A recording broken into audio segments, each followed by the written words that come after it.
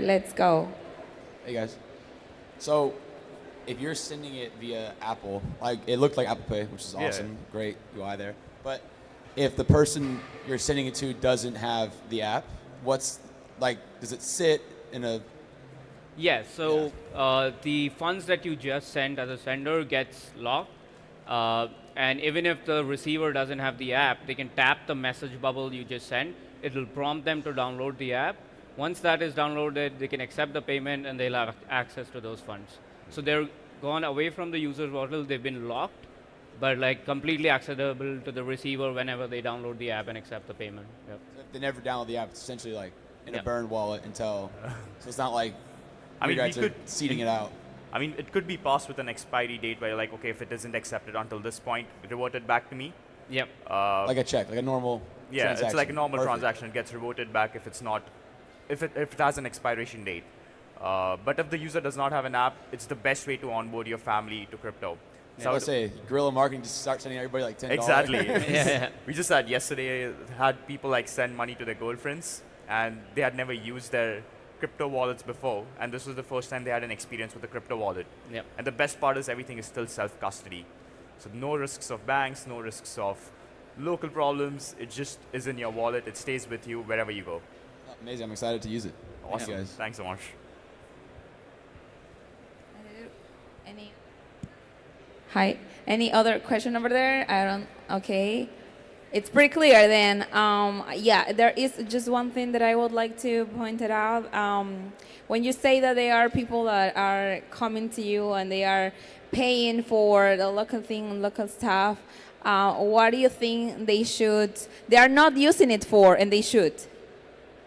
Sorry, I couldn't get it. Okay, so they are paying for local things, right? Correct. And there is another purpose for using anything you can use it, the app for? No, right now it's just payments. You can use it only and only for payments locally in Argentina or iMessage. That's it. That's the only two features we provide for them. Later on, we're going to add them to let them request money. So they don't need to wait for people to come money. They can just request $10 and the other user can just accept it. That's going to be rolling out soon. Yeah, so in a nutshell, it's send money to your friends and family across the globe via iMessage. Or while you're here in Argentina, scan any merchant's QR and pay for your coffee, food, dinner, restaurant, drinks, etc. But to add to that, we'll be expanding to more QR geographies such as Brazil, Colombia, Peru in the next few weeks, and also hopefully India by next year. In the next few weeks, you are also to Peru? Yes, we can expand to Peru, Brazil very soon. Yeah. I'm excited about it. Okay, is it iPhone and Android? It's only iPhone for now, but you're going to launch Android next month. Oh, okay, I see. Well, thank you so much, guys. Thank you so much. Thank you so much, guys. Thank you. And we're going to continue with our next speaker in a couple of minutes. Please, thank you, guys. Go ahead.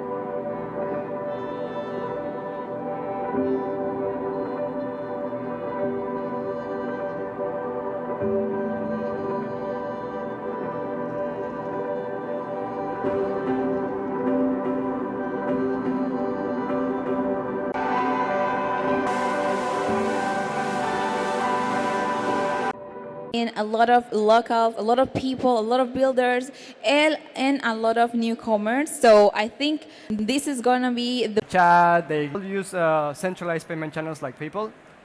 Video, I think.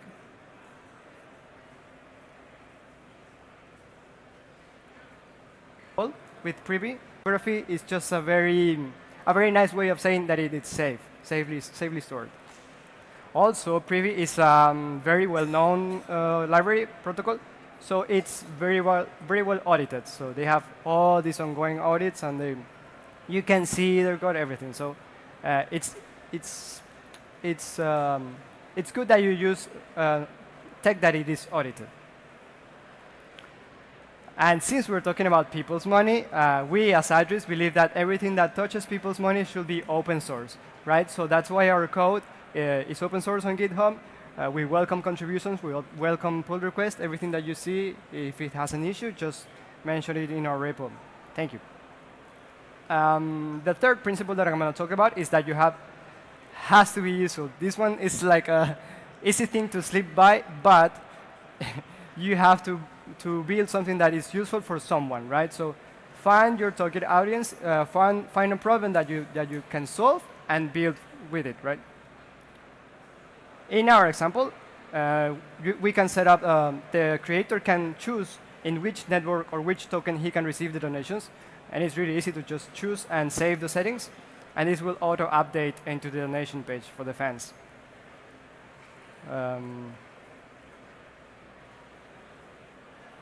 We have NFT donations, for example. The collectibles or the games that use collectibles, for example, this is Parallel. The people can donate these cards to the streamers, and they can use it in the game, right? So that's real utility for the NFTs. It's not just some PDF on a roadmap. It's just a real use case for NFTs. And it's very easy for the fan to donate. You can see that he's selecting the card, and so the streamers can receive it like that live on stream. We had this very interesting collaboration with Parallel, which is a trading card game, where the Parallel team was donating the card packs, and the streamers who were playing Parallel were opening these card packs live on stream.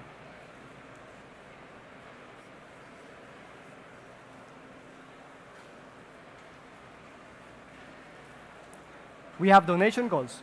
This is another useful feature.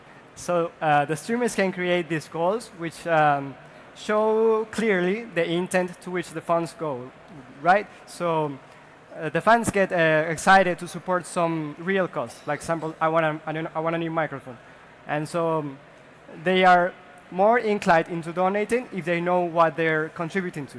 And this gets even enforced when the goal is near the end of the target amount. The people get extra excited, and so they are more willing to donate.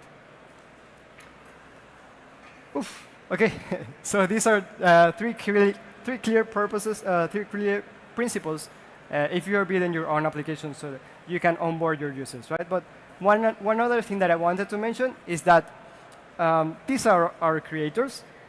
These are people that we talk to and that they give us feedback. So you should always validate your ideas before building them. You should always ask your users what they want. They all give us feedback. We build on top of that feedback, and so that's how we get these useful features built, right?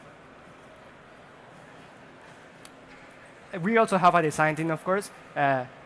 You cannot build something beautiful without a very good design team. So congrats to the design teams for this. They made it really easy for the users to navigate through. You can see clear colors. You can see clear fonts, good error messages, good feedback messages. And all of the UI is pretty much crafted for our target audience, so it's easy to navigate. If you can't afford a designer, you have other resources to make your app look good, or at least feel usable. And my personal recommendation is this book that's from the Tailwind guys. It's called Refactoring UI, and it has some very good tips on how to start building something from scratch with good UX principles, at least the basic UX principles. Okay, so this is an example of all the creators that are already on board in Twitch. And you can see all of them, they have like this cool banners where the people can click and donate. They have the Donate Prime, Donate Collectibles. So this takes them to the donation page. And so there's no way to get lost here, right? This is all on crypto rails. Of course, we are using Ethereum. So it inherits all the properties from the blockchain itself. The openness, the global value trading, the security, the decentralization that Ethereum allows. So, but we were talking about onboarding, right? So what's a clear question to onboarding? There's no clear answer. I just brought to you some 3 key principles, but I think something that is also important is just like we do not have to teach crypto to people at this stage. We have to build easy stuff for them. So try to hide all the complexity from them, at least at this stage, and then do not try to teach them.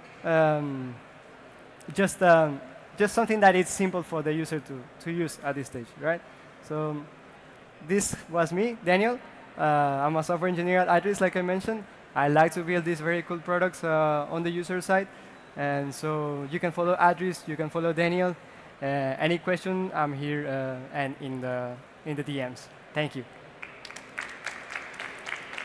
Thank you so much, Daniel. I think that's very interesting. And now we're going to ask for some questions. If you have questions, please raise your hand. Any questions on this talk? What are the feedbacks that the people that are already using your project are giving you? We have most of the creators that are on board, they stream Web3 games. But we have some Web2 creators as well that they don't know about crypto. And it's interesting. We have some videos about them using the application and saying that it's very easy to just create the account. One of them, it's actually very big on Twitch. He has already 100 people following him. So this is very, very, very pleasing to see how it is for him to onboard. Yeah. So maybe in the future, Ibai could be here? Yes, I mean, we have a list in our booth that people are contributing to, and they have noted down the streamers that they like, and we will contact all of them. Of course, Ibai as well, but maybe in some Why not future. in the future? Yeah, of course, yeah, why not? Yes. You have a favorite streamer? I do. I watch mostly Overwatch streamers.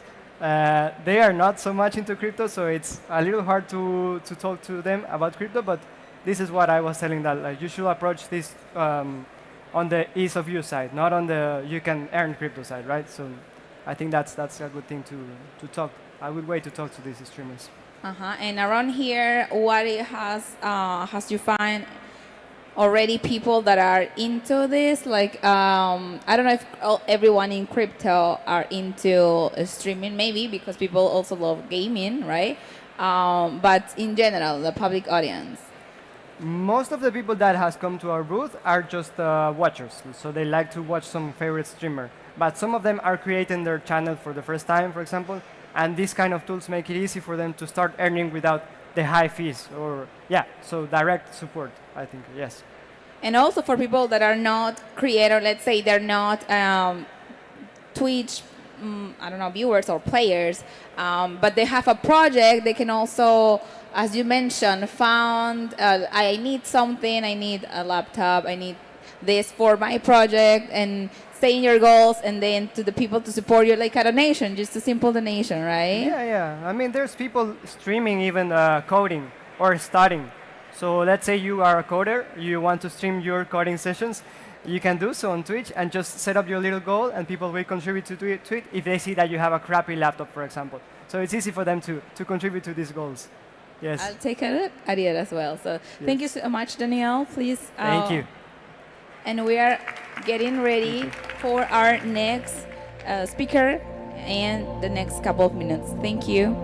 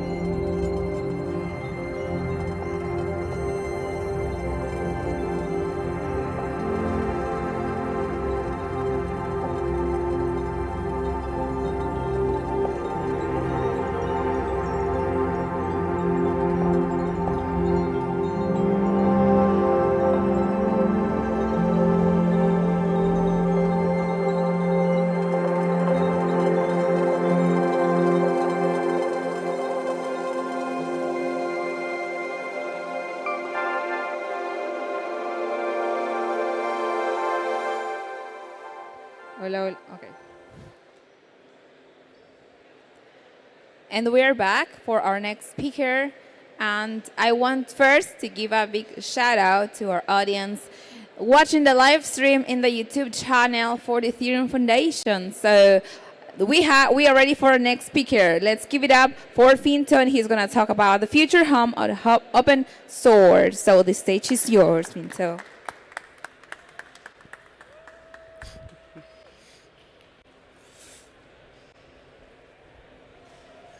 Hello, everybody. I guess this is the best I could ask for a turnout on Thursday in the morning. I hope you guys have been having a good conference so far and learning a lot.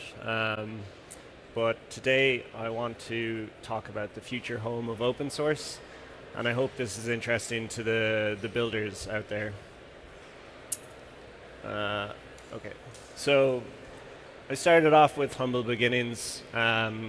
I was working at a company and we were using an eBay SDK, and it was open source, and I got to contribute by reporting a bug and trying to figure out what was going wrong with it, and eventually we solved it. And later on I got to work at a company that also contributed to open source projects in Haskell. Actually, one of my colleagues is in the audience, one of my ex-colleagues at that company. It was good to see him again after a few years. And this is all thanks to GitHub, the home of open source and the current home. But I'm here to say that I think this home is on shaky foundations, and I'm worried about it, and I know others are. So GitHub is now owned by Microsoft, a US entity, and it's a centralized service, it's a centralized platform. And this can have issues. One is a very social issue where people get banned off of GitHub or lose access to their repositories because they're living in a specific location. For example, this is someone writing a Medium article about how they're based in Russia and they were abruptly banned off of GitHub for what seemed like no reason. This is another person reporting on Hacker News that they also got their account suspended, and in the article they go on to say that they're from Iran. I do have links in my slides at the end, but I can post them somewhere after. And another example of someone based in Crimea.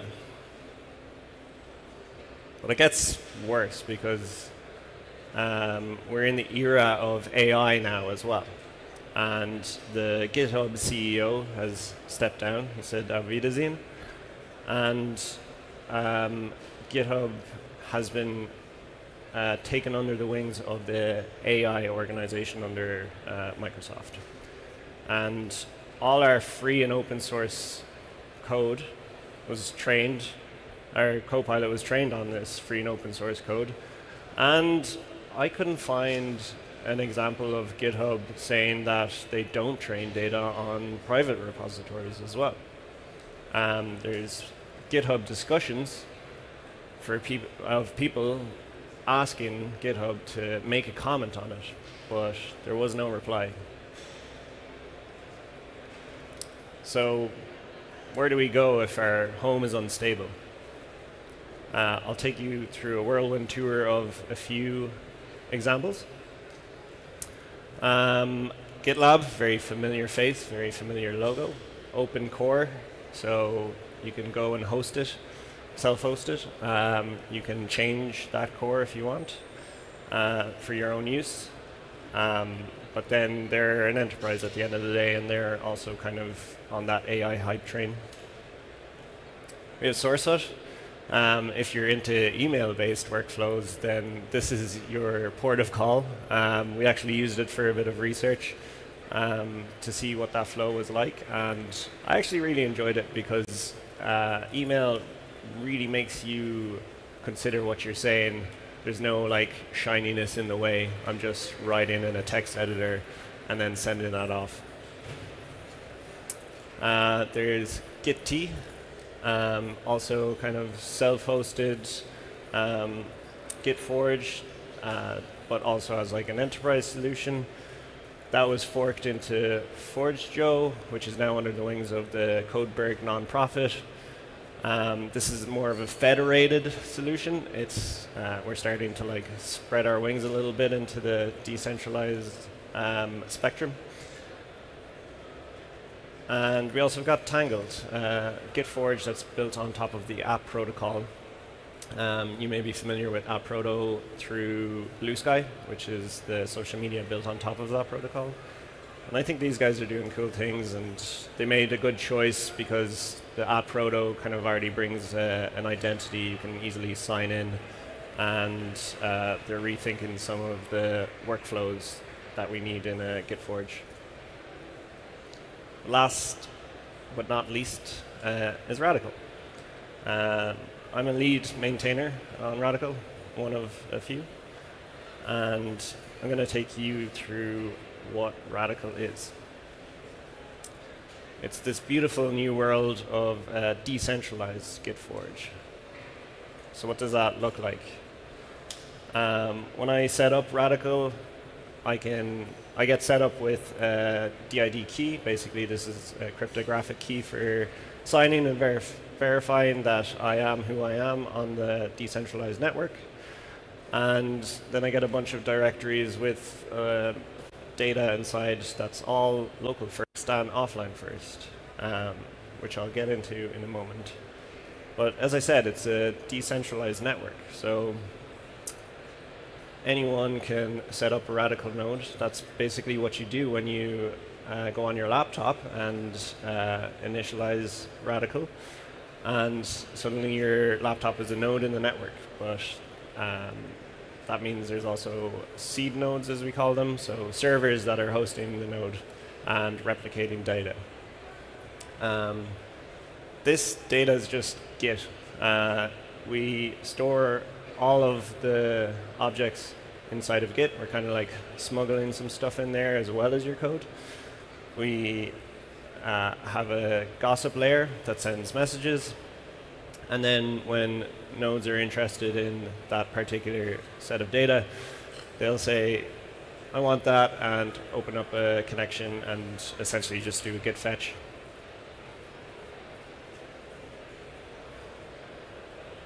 This is an example of our CLI where I fetched from the network on our Heartwood repo, and as you can see, it's just fetching a bunch of Git references. So, as I said, it's local first and offline first. So the setup is that on your disk, there's a Radical storage that houses every repository as a bare Git repository. And then you can think of that as like your Forge. So this is your local GitLab, your local GitHub, all on disk. And you create a working copy of that, which is what you're most familiar with, where you're editing your code, you're making your changes, you're doing your git commits, your git fetches, your git pushes. But they're all just talking to file storage. So any changes that you make are instantaneous, and then they get synced up with the network with eventual consistency.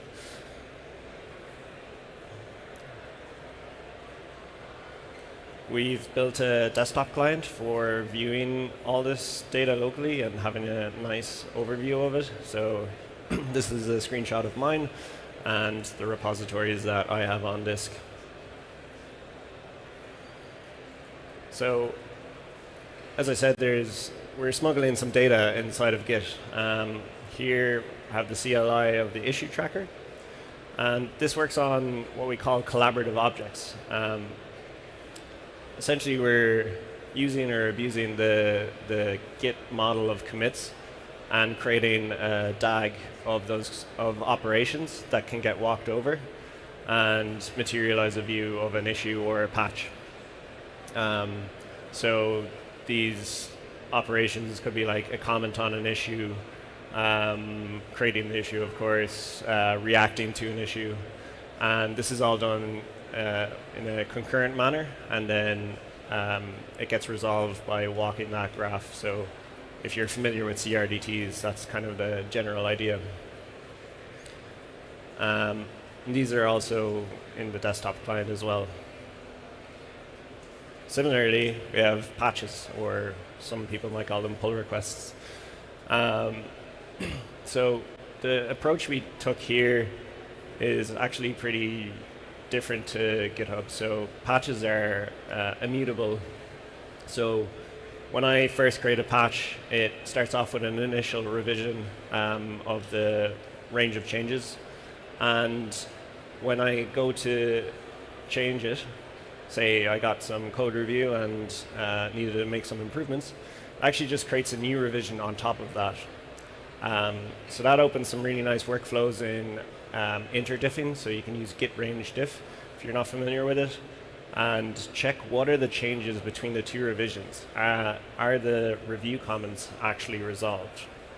And I think this is a much better workflow.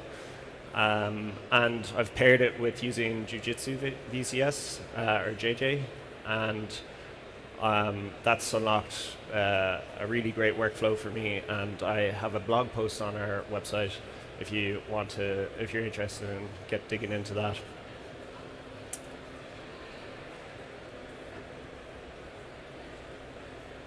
So as I said, these things are cryptographically verified. So when you initialize a Radical repository, it creates an identity for your repository.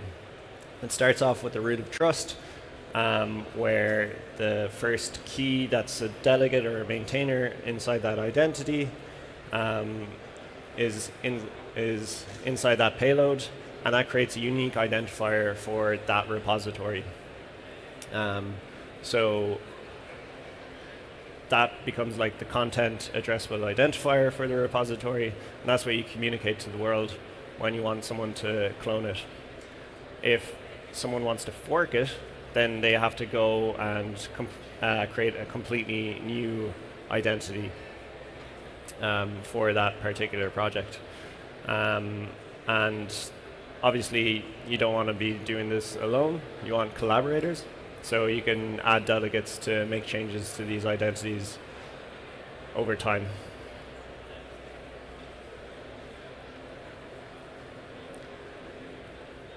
The cryptographic verification also allows you to verify changes on important references.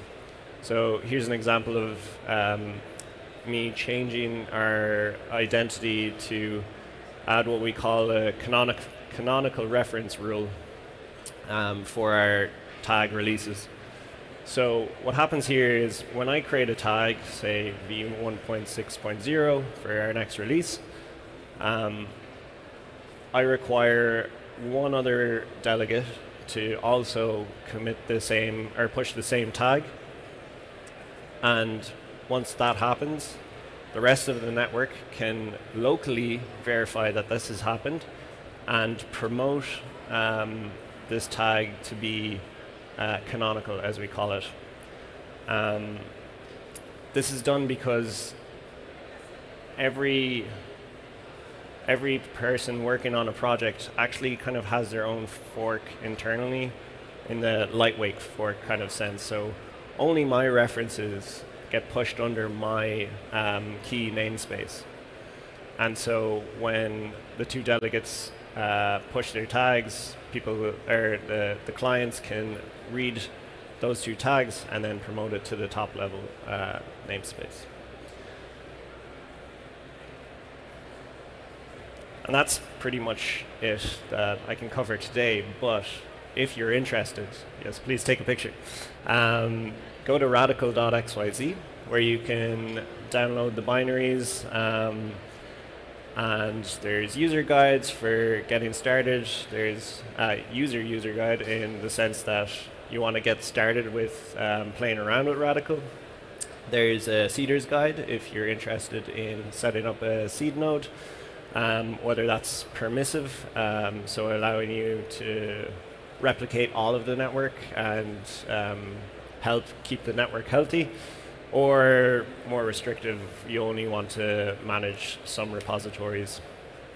And if you go to radical.garden, this is a team that's been working hard to build a more like out-of-the-box hosted solution if you don't want to go through the trouble of trying to set up a seed and are worried about holding this cryptographic key yourself. And they want to like package that whole experience along with continuous integration. Thank you very much. I hope you enjoyed it, and I hope that you make Radical your future home of your open source projects. Thank you.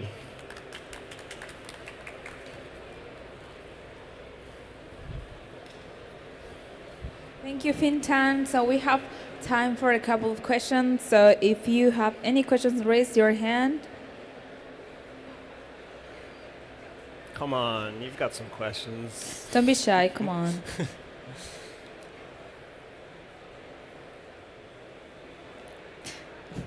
Well, if you want to come find me, I'll be hanging around for a while. Maybe we can help you set up Radical on your laptop and start playing around with it. Oh, yes? Oh, Do we have a question perfect. right Hey. Hey. How's it going? I'm Daniel. How do you think we should talk to the people, not the ones uploading the code to Radical, but let's say GitHub, for example? How do you think we should talk to the people so that they can trust Radical as an open source hub at first? Because some of them don't know Radical, of course, right? And they trust GitHub as open. Yeah, so how do we go about that? Right. If I understand your question correctly, I think like one way I'd tackle this is that Radical is a free and open source software. You can look at our code and see what we're doing. Maybe you might need to know a bit of Rust, but GitHub is closed source. You don't know what they're doing in the background. And if you're scared of something Radical is doing, you can fork it, or even better, just contribute to it, and we'll consider making changes. I hope that answers your question. Yeah. Yeah. Thank you. Thanks. Is it an app as well? Is it like an iPhone and Android? No. No, currently there's no support for that because mostly it's trying to get developers moving off of GitHub or centralized servers. You don't tend to write code in your phone, but if you do, let me know. Yeah. And what is the biggest challenge that Radical has had so far? Biggest challenge? That's a great question. I think it's the amount of work to put in rethinking Git forges and decentralized network. No one has solved a decentralized identity problem. There's the DID spec, but that has just spun up a bunch of DID methods, which all don't talk to each other, and we're trying to figure that out at the moment. So, like, I will be honest, unfortunately, there is like no multi-device support. When you set up a new node or on a new device, that device is identified by a new node ID, and you currently can't associate those two node IDs under like that's Finto Haps on his laptop and his desktop. Well, thank you so much. Thank you. Do you have like a booth? No, we did for a while, but we're not anymore. Okay, if now it's your chance to, go to you and then ask any questions. You're gonna be here today, tomorrow. Let's say I'll hang outside because I need some sun after hanging out in this warehouse the past few days. It's gonna be raining though, it says. Oh, true. Okay. I mean, not now, but we'll see.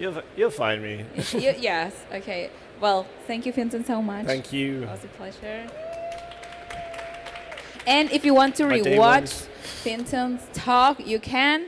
It's live streamed on YouTube in the Ethereum Foundation channel. And we'll be back in just a couple of minutes. Thank you.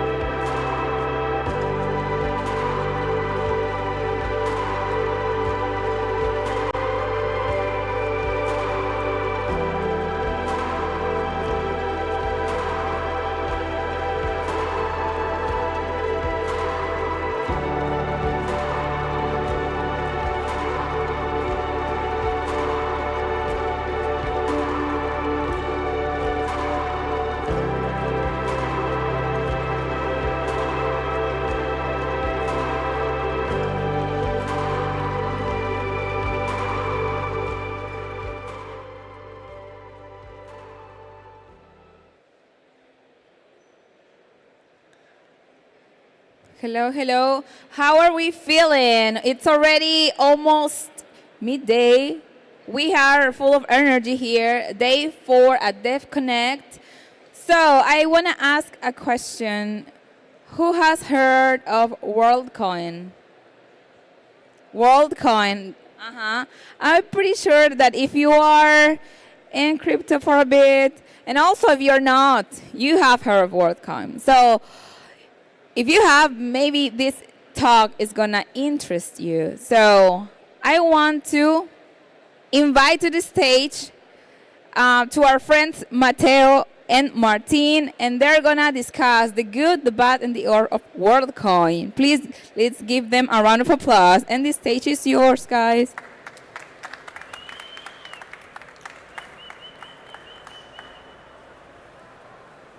Thank you. Good afternoon, everyone. It's great to be here. Very excited to share this opportunity to speak with all of you guys. And we start with a bit of a provocative title here. We labeled this talk The Good, the Bad, and the Orb. I'm Martin Maza, Regional General Manager at Tools for Humanity for Latin America. Mateo Sauton is joining me today. He's our Developers Relations, works at the World Ecosystem. And we have perhaps a different story to tell you today about World and what is a protocol. So I imagine many of you may have seen this device, the orb, or heard about this concept of the eye scanning. Truth of the matter is, today we want to tell you and take you through the untold story of World, either what we usually say to orb or to bot. And I want to start with this concept. We do believe World is deeply misunderstood. And that is fine. Like, every generation has a misunderstood mission. The challenge, perhaps, with ours is that it happens to involve cryptography and 17 million verified humans. We've learned through the journey, I'm at Tools for Humanity for over 3.5 years, that the story of World isn't just about the technology. It's actually about the perception, resilience, but most importantly about a mission to make humans matter in the age of AI. We've all seen the headlines, Sam Altman's iris scanning project. Particularly, I want to take advantage of the fact that we're here today in Argentina, in Buenos Aires, where it has been one of the countries with highest adoption of World ID. And share a bit about our mission. World's mission is about a network of real humans accelerated by self-custodial finance and proof of human. And I know this can all sound like complicated jargon, right? What is accelerating humans in the age of AI? Simply for us, it might mean creating the largest on-chain network. And how we achieve this particularly is via three core elements. On one hand side, WorkCoin, that is a native token cryptocurrency that we launched in 2023. That is quite instrumental to give ownership of the network to all the humans that join us and accelerate and be a viable path towards decentralization. Also WorldChain, a layer 2 in the Ethereum, and WorldApp, the first client that Tools for Humanity created for users to access World ID and WorkCoin. And in the back of all these three concepts, there's quite familiar technologies, Gnosis Saves wallets, Zero Knowledge Proofs, and Ethereum L2. And perhaps what is most innovative about World is the concept of proof of human. And when we talk about proof of human, it's very important to understand that we're not talking about identity. Actually, what we care, it's about what you are and not who you are. Proof of human, it's about knowing what you are, while identity is about who you are. And we think this is very important message because we are creating the largest network of humans to accelerate everyone in the age of AI. We think it's quite important to understand what is human and what is not human on the internet, particularly to preserve trust. We feel AI is great, but we also pose some challenges in how we interact each other in a digital world and how we preserve trust online. And having something like a proof of humanity, we think be quite instrumental to preserve that trust online. So today, we want to take you through a bit the Argentina story, taking advantage Devconnect is happening in this country, and tell a bit about what that Argentina story tells us in terms of how builders then can build very cool stuff on the network. So I want to share some key visuals here from our early days in Argentina. We launched it actually a bit over 3 years ago. Perhaps few people know about this. We're a startup. Tools for Humanity was a startup over 3.5 years ago. And we launched it kind of a big garage mode. We see there a picture of like the first store we introduced in Argentina. Little people know this. We launched it in ETH Latam conference in August 2022. You see there are booths, people already being curious about the project, and we're talking about crypto, blockchain enthusiasts as we launch it in ETH Latam, with this conviction that having a universally accepted proof of personhood is a key piece of the puzzle, is a key piece of bringing trust online, and with a belief of that proof of personhood enabling broad access to crypto and blockchain, having crypto be something that could be accessible for all. I want to share a few videos because we launch it, we start scaling, we start seeing certain things about what it means to bring people on chain. This is an anecdote, like first org that was literally unpacked in Buenos Aires, ground zero of adoption. It's really about family, friends, introducing that technology. And then things started to happen. Like we're operating across many malls, and we start seeing a lot of people being curious about the project, a lot of people being curious about World ID, a lot of people wanting to access the network and redeem WorkCoin. We all heard the stories about the lines. I thought it was a good idea just to cut the crap and see the lines, what they were, because the truth of the matter is, for me at that point in time, I had a lot of conviction of what we were doing, because lines meant growth, meant product market fit, and truth of the matter is growth without noise doesn't exist. But sometimes noise can be the sound of something new, of change. And we started thinking, if a lot of people, and by a lot I refer to millions of people in Argentina, have a World ID, can access WorkCoin, you can start thinking about the possibilities. You can pay, you can spend, you can save, you can invest. And yes, we were mocked sometimes, like we were mimified in certain instances. Like we started seeing a lot of activity, which kind of was amazing. Like average Argentinians adopting crypto and blockchain in a way never seen before.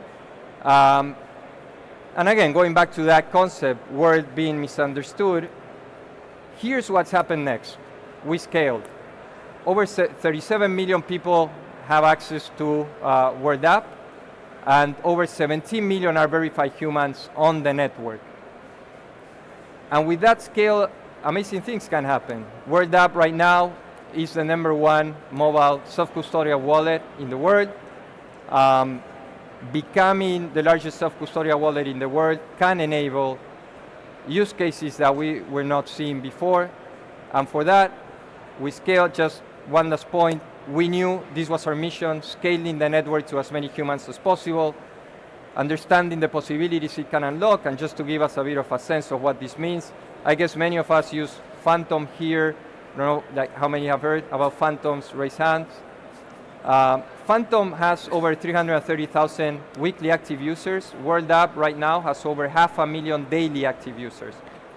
This is real scale as we've not seen before. 7x, other popular or familiar apps like Phantom. And to tell us a bit about the possibilities, I'm going to transition to you, Matteo, so you can take us about what this means. Sure. So, can you listen to me? Yeah. So, we have scale. We give the scale to millions of people all around the world, but we know we cannot do this alone, right? We achieved a lot of things alone. That's great. But if we want to have the largest human network in the history of humanity, this is not done by ourselves. It's done by builders. So I want to tell you the story of how builders build world. Come on, Booga. Here are the builders. Okay, these are our builders building mini apps. A concept of simple web use inside World App that enable infinite use cases, taking advantage of proof of human and all the infinite possibilities that we can have. These are some of the different mini apps you can use inside World App that for users are great for getting distribution from tokens, doing tasks and getting rewarded, predicting different things in different markets, doing exercise, talking with AI agents, and investing their money, a lot of things. This is a lot of new use cases that no one has ever discovered before, and we knew that the people that was going to discover these use cases were the builders, okay? So builders build world, and we gave these builders 13 million unique users as distribution only in mini apps. And with that, we achieved these numbers. 1.8 billion unique opens, 500,000 daily active users, more than 500 mini apps live, and a huge network of devs representing more than 35 different countries, where they're building real and unique use cases. That is, data speaks for itself, you know? This is what real scaling gives to devs. And this is not just numbers. Numbers come with the countries. There are 194 countries where you can use different mini apps, and builders building things localized for everyone. And this is the success that can give people, that you need to give people, and that you are definitely going as builders, of course, to solve problems localized. Like here in Argentina, there are different mini apps that do many things. Here in Argentina, there's mini apps where you can go and pay with QR codes in any place in the country, any place in Buenos Aires. So yeah, people are the solution, and people on chain is a real primitive. And just to showcase you two different big examples that we have, I want to show you the Credit example. Credit is a mini app that allows you, as a user, to ask for a loan just for being human, taking advantage of the primitive on being unique and a human. Just for being human, you can get initially, let's say, $5 in credit. They issued more than 800,000 loans. They lent $2 million, and this is incredible. Against all odds, 1.6 million was repaid to this. So they were giving free money, but people were going back because of the incentives you can have. They reached all the humans, solving their real problems, such as getting food for a weekend, for example, paying for transportation to go to their jobs, solving real people's problems. But and this is insane. This is incredible. This is not just BS, you know. This is real activity on their app by the second, not even by the minute, people are repaying and borrowing money from their app. Real scale, real distribution. But what if inclusion didn't start with access, but with ownership? Let's give you the example of WorldCoin. 1.7 million WLD are distributed daily to solve people's problems, such as Richard.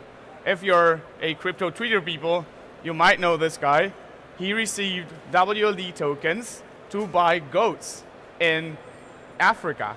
An incredible use case, right? I mean, who would have said that this guy was going to get his goats by WLD? But it's not just WorldCoin, okay? You can distribute anything of value through World. And the second use case I want to show you is Oro, a simple token where you can distribute, that is distributed to only real humans in a daily basis, and it has more than 1.7 million holders, showcasing that this, something is happening. Delay 1 hour. There we go. Showcasing that this is the biggest meme coin ever existed, even higher than Bonk, even higher than Podgy Penguins, even higher than any other pump.fun meme coins that year that are distributed. And in my personal opinion, Oro is one of the most untold stories in the crypto ecosystem, giving us again the primitive that people on chain are the real thing, right? We are unlocking new use cases and new stuff that you are doing. I'm looking at you because you're the builders. And you're unlocking those use cases for people, right? So once you prove you exist, you can own something that changes everything. That's why I wanted to invite you to join the missions that matter. Be curious about proof of humanity, build on it, and tell the next story your way. So yeah, this is, we covered the story. We have a few minutes left. We covered the story of how we started, how Martin grew the whole network, how he explained, how he showed the world that this can be scalable and distributed worldwide. I hope you have better understanding of what the world mission is, but the remaining question is to orb or to bot. This is our choice, and it's the most human one we'll ever make. Thank you.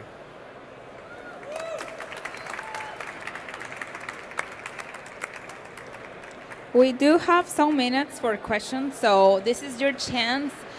If you have any questions, please raise your hand. Yes.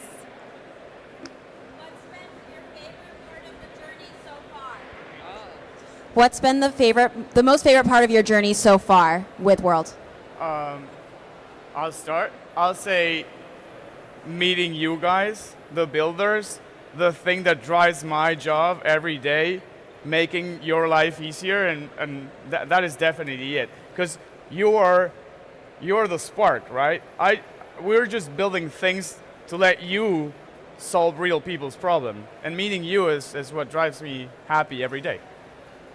Yeah, if I may add to that one, to complement on that point, I'd say also I'm more like a field beast, and for me it's about the users as well, like spending time in the field. When we were seeing some of those lines, I was actually there talking to dozens and hundreds of people and seeing how Word App, Word ID, WorldCoin impacts them, how this becomes a utility for them, how they can use WorldCoin to advance. This for me has been the most rewarding part of the journey. Hearing stories like of someone that used WorldCoin perhaps to buy a keyboard to do their work at home. Cool. Hey guys, does this work? Oh wow. So let's just say we're on the stage of DevCon 2030, and you're giving exactly the same presentation, but it's a look back on everything that just happened, that's going to happen over the next 5 years. What's like the vanity slide that goes, hey, we managed to do this and we crushed at it? What a good question. That's a great one. I would say in 5 years or 10 years? You can choose. You can even do 50 if I would say in 5 or 10 years, I would like to see this presentation be and say, we've solved humans' poverty by distributing value all around the world. Yeah, yeah. advancing World ID adoption at an unprecedented scale, and definitely more clients. Not only World App being a World ID or WorldCoin client, more wallets, more people with more access to World ID in different interfaces. Perhaps we don't even know what a new interface with technology might be, but we know we will need something like World ID in that interface. How many from here has already scanned their eyes? Wow, okay, and I'm pretty sure in the audience as well. So I'm from Peru, so it's very well known as well, WorldCoin. I want to know, how do you manage to reach such big audience? Do you see the comparison with Phantom? So what's your secret? Martin is our secret. Look, I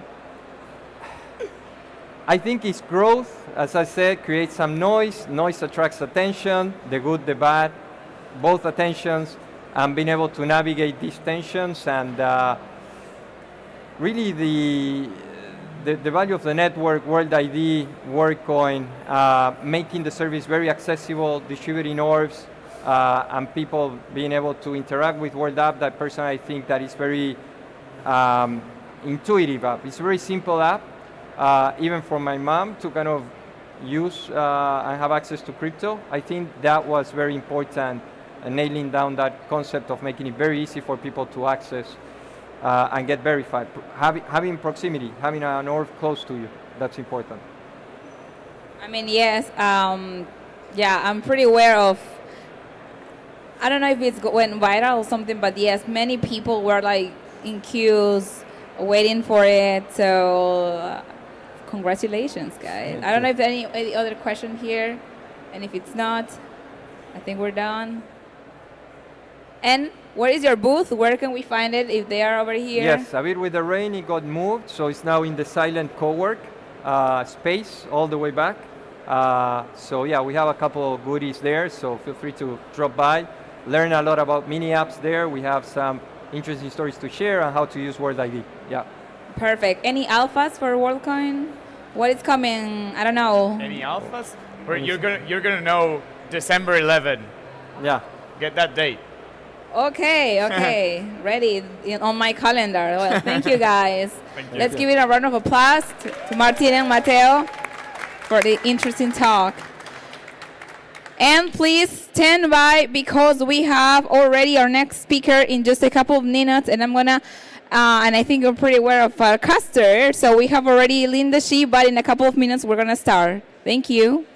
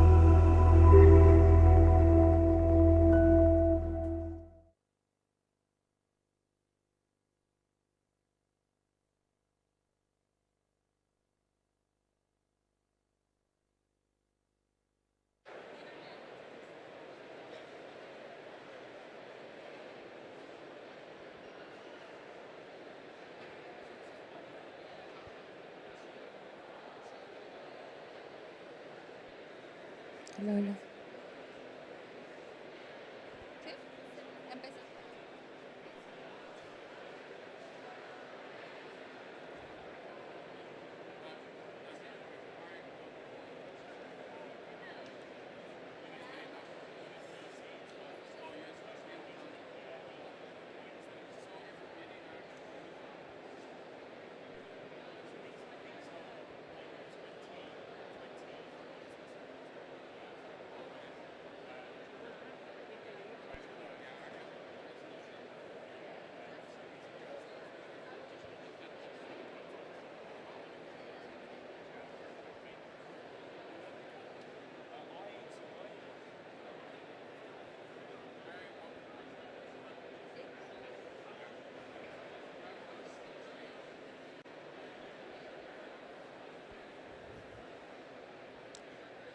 And we are back for our next talk.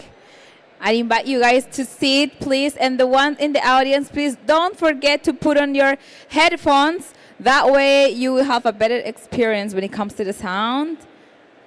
And we're ready also to our audience in YouTube, in the Ethereum Foundation channel. Shout out to you guys. And let's start it with our next talk. I am so excited to introduce you to Linda Shed, and she's gonna talk about Farcaster. So please welcome Linda to the stage. It's all yours. Oh, shoot, where's the clicker? Might have.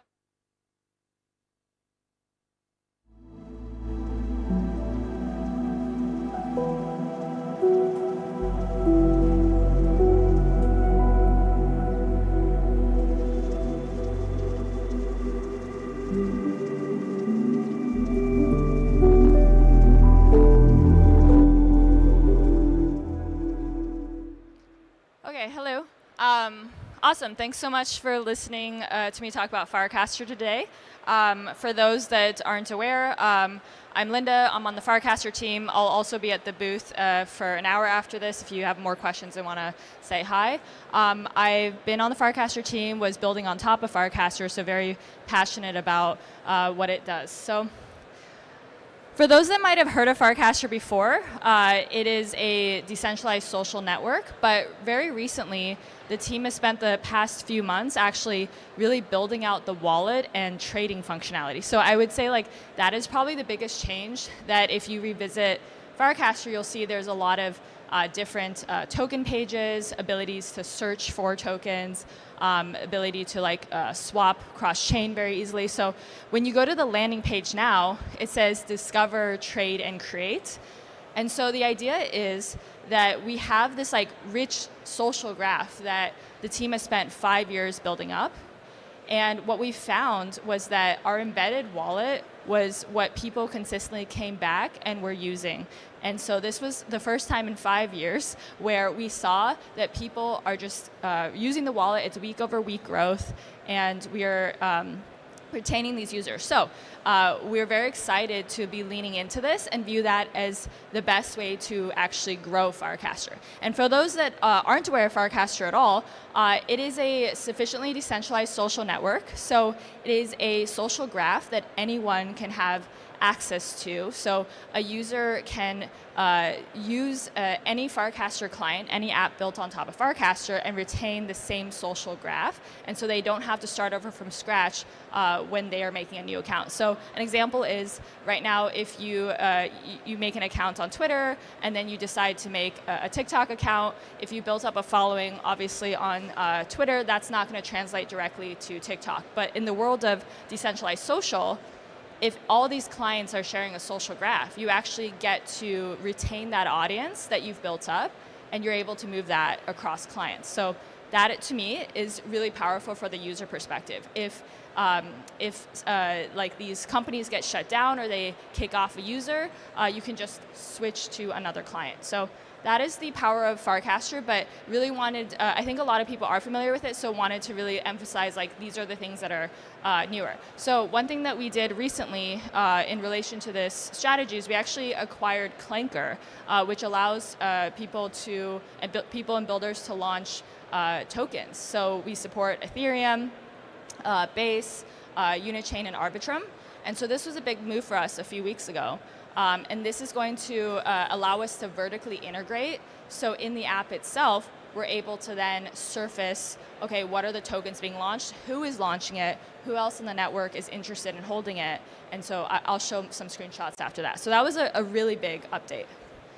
So want to talk about some milestones of just where Farcaster is at. We have had actually our recent all-time highs for Farcaster. As I mentioned, people really like using the wallet, and a lot of these primitives are finally coming together that allow us to have our highest daily active users recently, over 100,000. However, this obviously pales in comparison to any traditional social platform that has hundreds of millions of users, billions of users. And so our goal is to grow the network significantly so that if you're a user, you have significant distribution. And if you're a builder building on top of Farcaster, you have significant amount of users that you can tap into, and then they have funded wallets that they can then transact with. So we have over 100,000 funded Farcaster wallets, 2 million connected addresses, 800,000 swaps per month, thousands of mini apps, and then what I'm really excited by is Base app is a Farcaster client.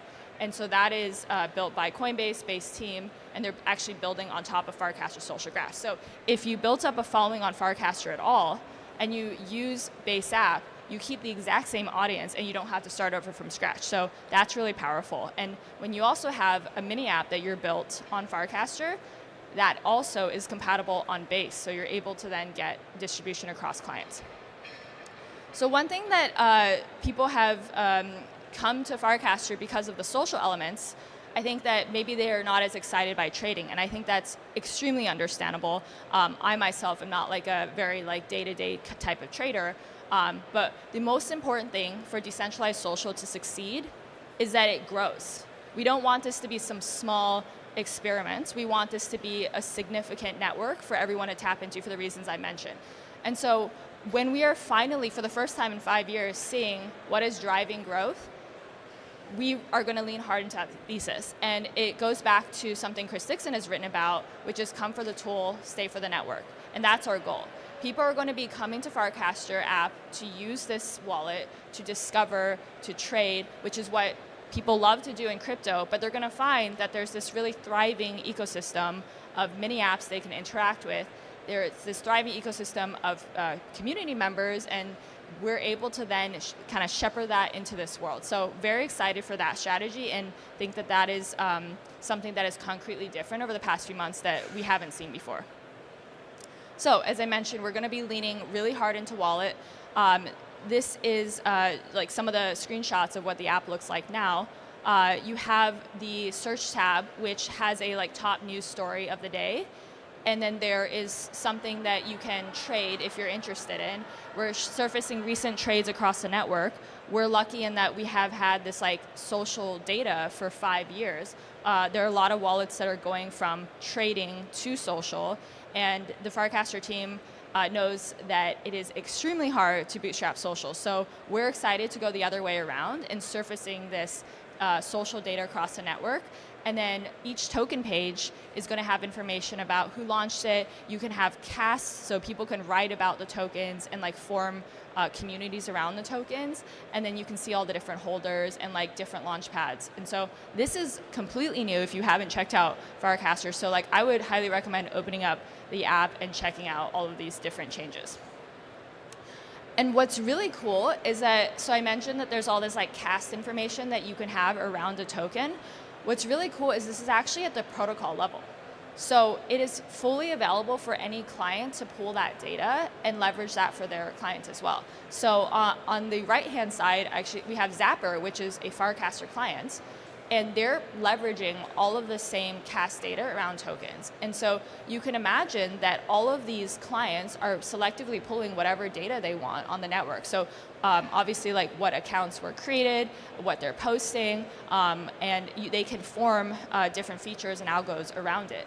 And so as a user, you're able to then be able to choose whatever clients you're interested in using based off of whatever interests you have. It could be social, it could be trading, and the switching cost is so low here that you're able to do that very freely because you're not losing your audience every time you're switching, which is really powerful and gives more control to the user directly. And so I also want to talk about like stuff that like really excites me outside of the trading stuff. So for me, when you combine crypto with these open social graphs, you get completely new experiences you haven't seen before. So these open social graphs, like they exist in a form, right? Like Blue Sky has done a great job of pulling in users into like the traditional space. And I think that a protocol like Farcaster is uniquely positioned because of the native crypto elements. I think when you combine these two and you have every user on the network having an address and you don't have to coordinate payments regardless of where people live, you're not like, hey, you know, I can't send you money here, or what's the best way to pay you. If every user has a crypto address by default, which is the case with Farcaster, a lot of activity can be unlocked here, and we'll go over some examples. And then when a client like Farcaster or BaseApp or any of the others has an embedded wallet, it's a much better experience because you are able to use all these apps within Farcaster but not have to get kicked out and every time you're trying to connect your wallet. I think a bunch of us have experienced that where you're trying to connect to your wallet on mobile using an app, and then sometimes it doesn't work and you're pushed back and forth in between this experience. So embedded wallets make for a much better experience.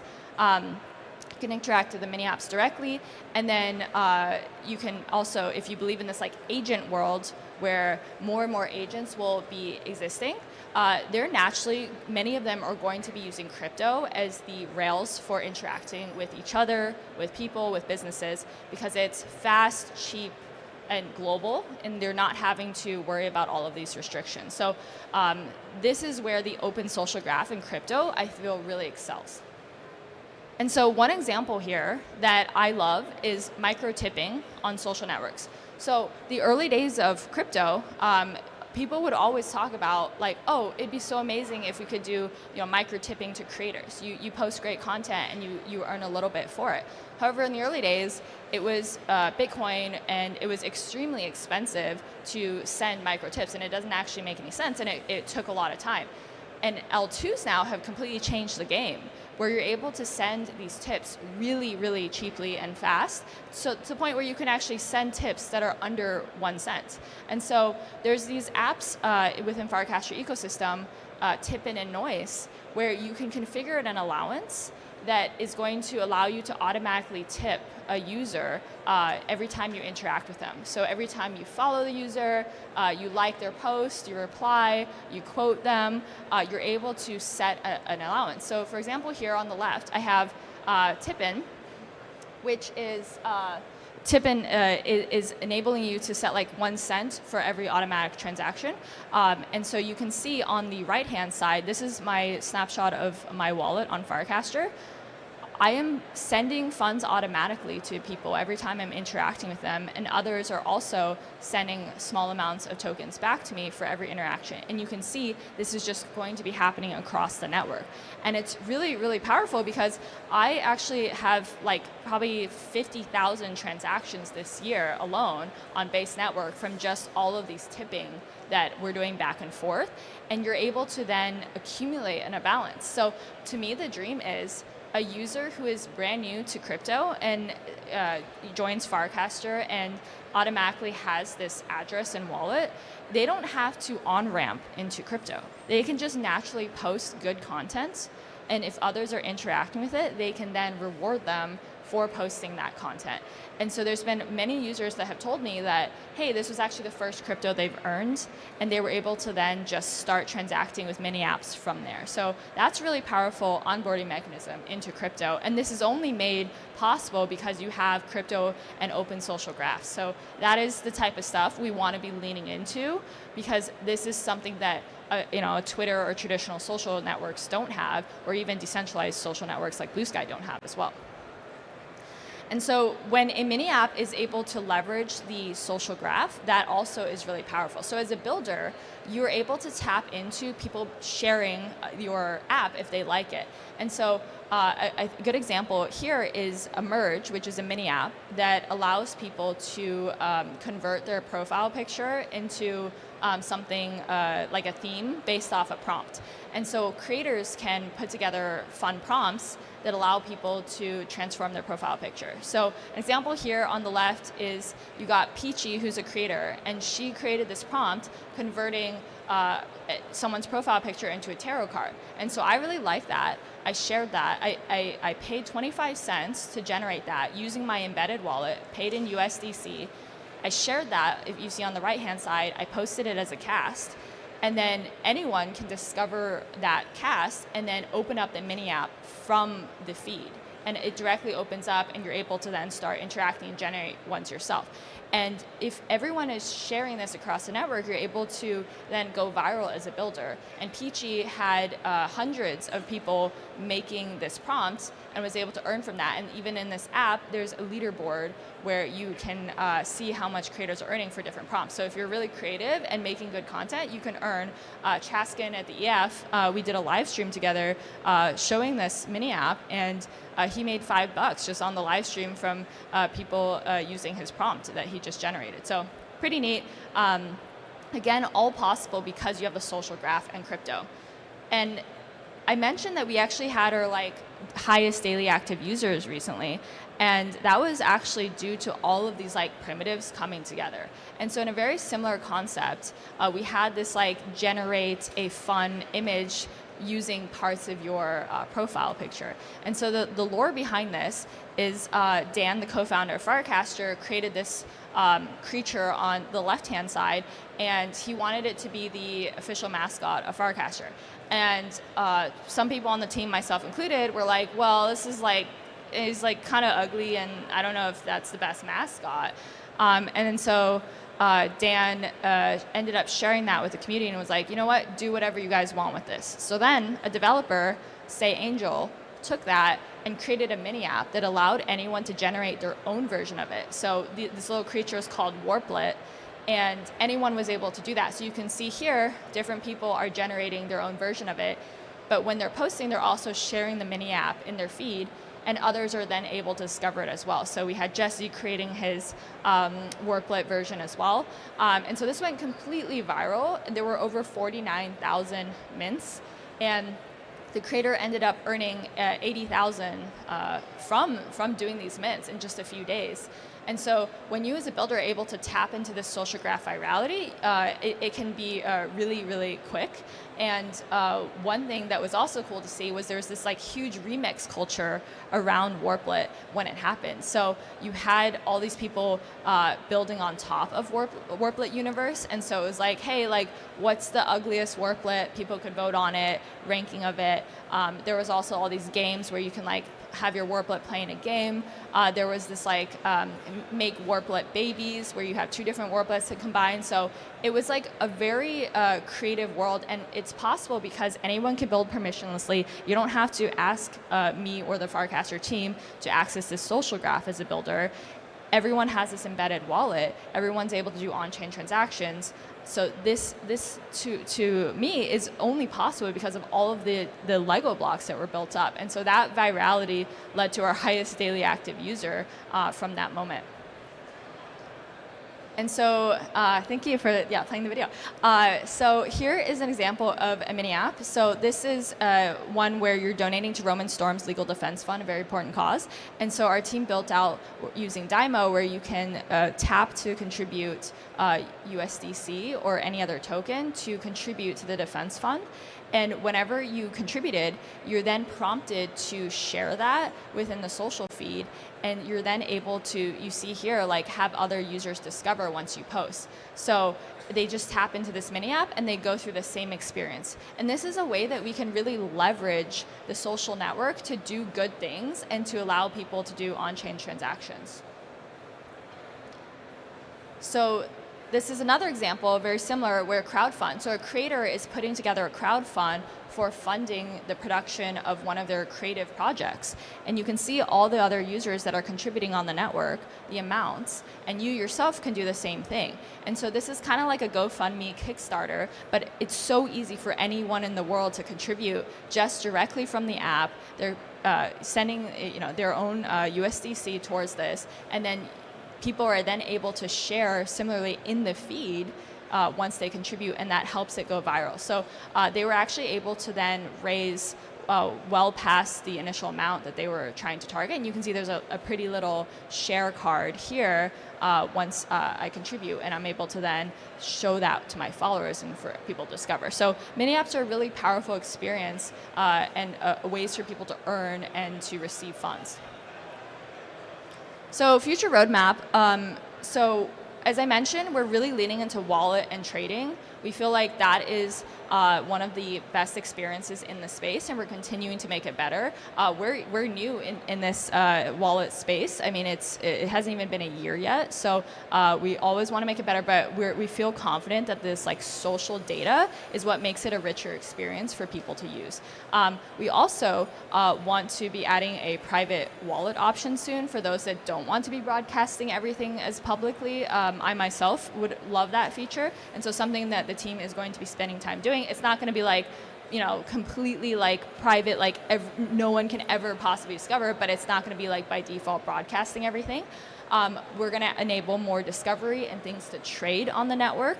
And then we recently acquired Clanker, as I mentioned, so really like growing the Clanker ecosystem and supporting builders. There's this trend now of like launching app coins on the network, and we want to help support builders that want to do that. And Farcaster wants to help amplify when builders are launching these, because we want to be able to help them with distribution off the bat. So lastly, the thing that I get really excited by is if you don't like trading, that is okay, and you can continue to use Farcaster Network because there are other clients that are going to offer the features that you're interested in. So Farcaster is trading, however, Base App is onboarding tons and tons of creators. Uno is a social client. There's also Noun Space, and there's all of these other clients that really can cater to what you're interested in. And so that is the dream for Farcaster, is that you have this shared social graph. Every time a new user joins the network, anytime there's a new mini app that gets created, that strengthens all of these clients as a whole, and every client can choose to surface what is relevant to them and their users, and users can pick which ones they want to use the most, and they aren't locked into the platform. So very excited by what we're doing, and so happy that we're finally seeing like what is driving growth. So we're at this next stage of Farcaster, and hope you check it out and see all the changes we made recently. Happy to answer questions.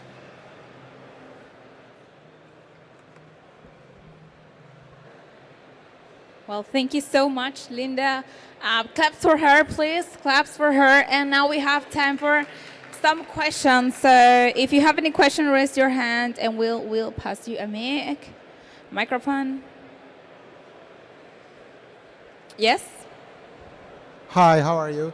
Do you have any example of using Farcaster on real-world assets. I just landed here, so I just get the last chance of your presentation. Yeah, real world assets.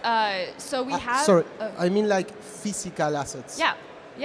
Actually, if you go to the app now, one of the highest trending ones is like you can buy merch that different people, different teams are creating, and so we have that. We have more of the like physical goods, like you can gift items to each other. Not as much of the like the DeFi real world assets type of stuff yet. Most of the DeFi has been like more of the yields and like earning on chain. Great. Another question. In this case of the merge, do you have any use case where you have people set the merge, they have a mini app and they like configure their way of that merge, so it should be connected with an ERP, so you can design your own T-shirt, let's say. Do you have something like that or no? Not right now, no. Okay, but do you feel it's possible to do with Farcaster? Yeah, I mean, as long as it's a web app, you can convert it to a Firecaster mini app really easily. So you can just go to miniapps.xyz, and then we also have an LLM's tech.txt file, so you're able to then feed that into Cursor or Claude or whatever you use, and then just like convert into a mini app pretty easily. Thank you.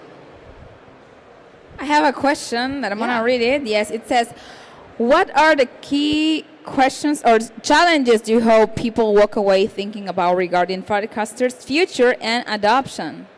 Yeah, so the biggest challenge is for sure, like we need to grow significantly if we want to actually have this be useful to users and builders. So the dream would be you as a user can have all the distribution you need on Firecaster network, and you can just switch between whatever clients you want. Versus right now, we're in the state where obviously people have to use centralized social platforms where they have their distribution. And then on the builder side, we would love for Firecaster to be the place where they can actually sustain all of their building. Right now, of course, like we feel we're best for like getting your first few thousand users, but we do like want people to go outside of that because we want to make sure they have a sustainable business. So the dream would be to be able to grow enough where we can have hundreds of millions, if not billions, of users one day. And so that is the biggest challenge. And we finally decided to be leaning into the crypto features that make us unique. That was what I was excited about, because when there was a moment in time where it was like, oh, we're going to be like decentralized TikTok. And the pitch of trying to get people on TikTok who aren't interested in crypto to come over and they have their like wallets and things like that, they're not as excited. But if you're really leaning to these crypto features that make us so special, you're automatically going to attract like the whole crypto space, and then from there we're going to branch outward. So that's the biggest challenge. For the people who doesn't have an account yet, do they still need an invite code? No. That's no longer need an invite code. Vast majority of signups are free now. It's not always going to be the case, depending on region or some of the Google Pay stuff.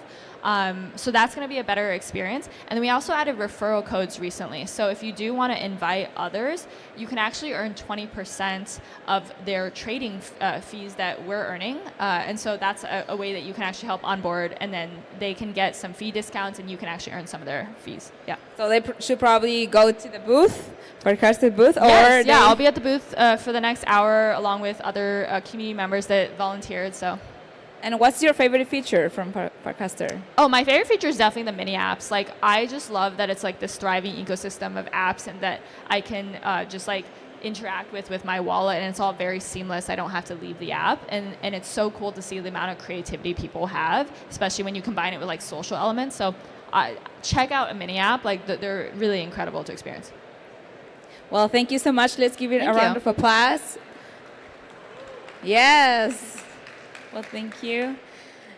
We're going to have a break and then we continue. Thank you so much. I'm just going to mention the next talk. So it's Marek, and he's going to talk about the Zero Knowledge Awakens Zillow's CK Revolution. So please stand by, and we are going to be back in a couple of minutes. Thank you.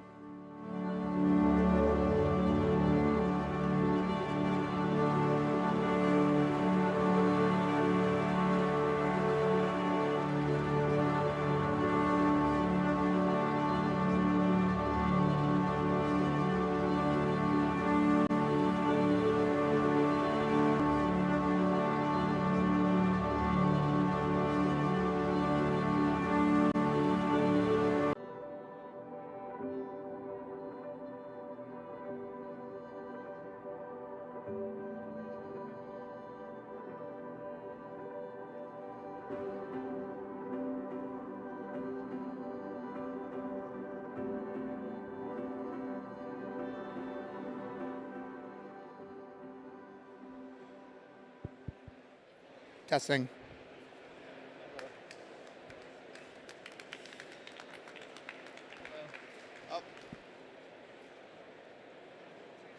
What's up? Okay. All right, Devconnect. How's everybody feeling? So we have a special intro for you guys. For those who have been around for a while and enjoy memes, I have Cup of Joseph with me here to have some fun. So let's do it. Hey, hey, hey. Hey, hey, hey. What's up, what's up, what's up, what's up, what's up, what's up, what's up, what's up, what's up, what's up, what's up, what's up, what's up? Devconnect! Devconnect! What's up, what's up, what's up, what's up, what's up, what's up, what's up, what's up, what's up, what's up? Devconnect! Okay. Thank you. Chaskin, take it away. I am very excited to announce a very special guest, one of my favorite people in this space. Fun fact about him, he actually first came across blockchain when he met Brian Armstrong at a music festival. I think that's a nice fun fact, and now we're about to learn a lot from him, and very grateful for him and Cello to be a part of the Ethereum ecosystem. So please give it up for Merrick.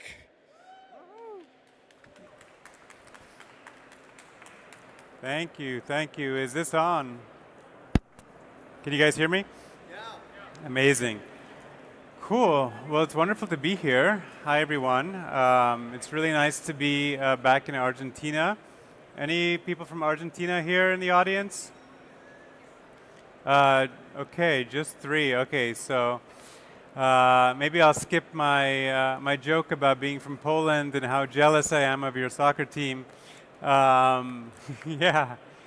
Anyway, I'm here to talk about some pretty cool ZK developments happening in the Celo ecosystem. And to talk about them, I wanted to frame this in the context of why this is interesting, why this is important for Ethereum. So yeah, if you like the slides, definitely come talk to me afterwards. If you have any questions, you can either chase me down after this or ping me on Twitter. My handle is Marek_. My DMs are always open. But yeah, so why is this important for Ethereum? I think in a galaxy not so far away, there was this planet with this infinite garden. You guys familiar with the infinite garden metaphor? Yeah, there's just been a lot of really amazing things happening in the Ethereum ecosystem that have been growing in this incredible garden. We've really developed something very unique in the Ethereum ecosystem. There's just so much innovation, so much new things being nurtured, and it's pretty exciting. But whenever good things come about, the competition always shows up. And I'm seeing some delay here. Yes. And I'm going to stand maybe over here so you guys can see the slides better. But, the competition comes storming towards us. And, of course, they want to take away, all the amazing things that we've been building in the Ethereum ecosystem. And, I would say we're now in a pretty epic battle. Sorry, the clicker's not working. Maybe the folks in the back, if you guys could get a new clicker. We're in a pretty epic battle, I would say. The whole Ethereum community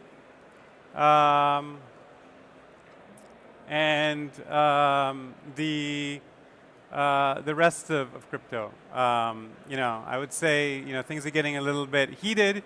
Dare I say, maybe Ethereum and the whole ecosystem is getting a bit of a setback. Maybe we lost our hand. But I have a lot of conviction that we're going to come about victorious here, and we're going to keep fighting to the end. But if you look at this in the form of the numbers, they don't look good right now. So if you look at the major L2s across all of Ethereum over the last 6 months, there's been this downward trend for daily active users. And that's a real shame.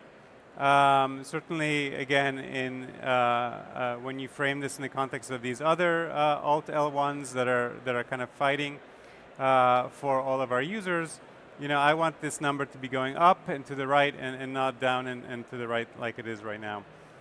So this is a little sad. But to make things even worse, there's a lot of folks that are kind of coming in from behind, trying to nip at Ethereum's heels, trying to join this race. We just lost Dankrad to one of these chains. It's getting pretty intense out there.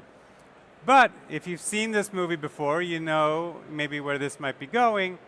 I think this is when we pull up the montage of reflection, meditation, learning, and growing of powers. In this metaphor, we have Cello here as a protagonist. Cello transitioned from the dark side to the light side by transitioning from an alt L1, transitioning to an L2. And we've been learning a lot from our master, from Ethereum, who's been teaching us about how to inherit Ethereum's economic security as an L2, how to inherit Ethereum's censorship resistance, and how to ultimately build just a really incredible L2. And we've gotten some help along the way. We got some help from OPStack, who Cello is using OPStack now when it transitioned from an L1 to an L2 earlier this year. We also are using EigenDA because we have a lot of real-world usage on Cello. And we wanted to keep data availability cheap so that our transaction fees don't go up. And so we've been working really closely with Eigen. We also have some incredible stablecoins on Cello. We have Tether. Actually, Cello is the only L2 in the Ethereum ecosystem that has native USDT. So if you don't count USDT 0, Cello is the only chain with the L2 with native USDT. We, of course, also have USDC, but also 15 stablecoins pegged to different local currencies using a protocol called Mento that's been doing incredible work in our ecosystem. And then finally, MiniPay, who's been really doing incredible work in the Cello ecosystem. How many people here have a MiniPay wallet? Okay, a bunch. For those who don't, definitely check it out. They just crossed 10 million users recently. Yeah. And as of yesterday, you can now pay with MiniPay at any Mercado Pago location throughout Argentina. So if you're visiting, yeah, huge. So if you're visiting from out of town and you want to pay like a local, and you already are used to using a self-custodial wallet, check out MiniPay. It's really easy to cash in. You can cash in from any wallet, any chain, any asset, and any exchange. And once you do that, you can then start paying at any merchant that uses Mercado Pago, including a lot of the food vendors here, or pretty much all the food vendors here. So definitely, if your credit card isn't working, give this a try. Okay, so I promised you kind of 3 new ZK innovations that are happening in the Cello ecosystem. So what are they? There are definitely like 3 exciting new entrants into this story. The first of which is the X-wing of the story, and that, of course, is Succinct. The second of which is the Millennium Falcon, and that, of course, is Self Protocol. And then finally, we have the Y-wing, and that is EY Nightfall. So what are all these 3? What do they do for Cello? What do they do for Ethereum? Well, Succinct, how many people here have heard of Succinct? Okay, maybe half of you. Succinct is working on allowing you to prove EVM blocks so that you can create ZK EVMs or Validiums. And in addition to that technology, they've also developed something called OP Succinct Lite. And so OP Succinct Lite will be part of the next Cello hard fork, the Jello hard fork, that's slated for next month. And Cello will be the first chain to launch OP Succinct Lite. So that's pretty exciting. And so how does OP Succinct Lite differ from OP Succinct? The main difference is that rather than proving every block, every transaction, and doing it in a validation style, this is an optimistic mechanism. So the idea is that like any other optimistic L2, we have a proposer. The proposer is posting state roots to Ethereum. But if anyone ever were to challenge that state root, then instead of having this kind of complicated, long, interactive bisection game, the proposer can simply issue a ZK fault proof to prove that the latest state root is correct. And so that's pretty cool because you get the power of ZK. You get a much more robust, much faster fault-proof system. You also have some benefits in that you don't have to scale your deposit with the number of transactions that you're proving. So there's a lot of benefits to doing this over the traditional optimistic fault proofs. And then on top of that, because Celo is a Alt-DA L2, it uses EigenDA, as I mentioned before, you can use Succinct to prove your data availability as well. So we have a data availability bridge, effectively, that we're proving in zero knowledge, proving that the attestations that EigenDA is giving us are in fact correct, and that there has been a majority of EigenDA nodes that have attested to receiving the data and are making it available. And so that's really nice because then you get to have much stronger guarantees around data availability, even as an Alt-DA chain, because again, you're proving that the data is available and you're verifying those proofs on Ethereum. So all of this together means, much better security for Celo, likely a shorter withdrawal time as well. So there's lots of exciting things to look forward to. If you're a fan of L2Beat and you're looking at the pizza pies at L2Beat, expect a lot of that pizza pie to change pretty dramatically when we upgrade to OP Succinct Lite as part of this hard fork. So definitely get excited for the hard fork next month. This will be the 4th hard fork for Celo this year. It's pretty huge. And it's a testament to just the rate of which we can develop as an L2 since transitioning from an L1. And so we're really benefiting from being part of the whole Ethereum ecosystem, working alongside all of these amazing teams, and really executing at a level that is kind of a little unheard of. I don't know of any other L2 that's done 4 hard forks this year. And I'm very, very proud of the team for being able to pull that off. So that's OP Succinct. The next big ZK innovation is Self. How many people here have heard of Self?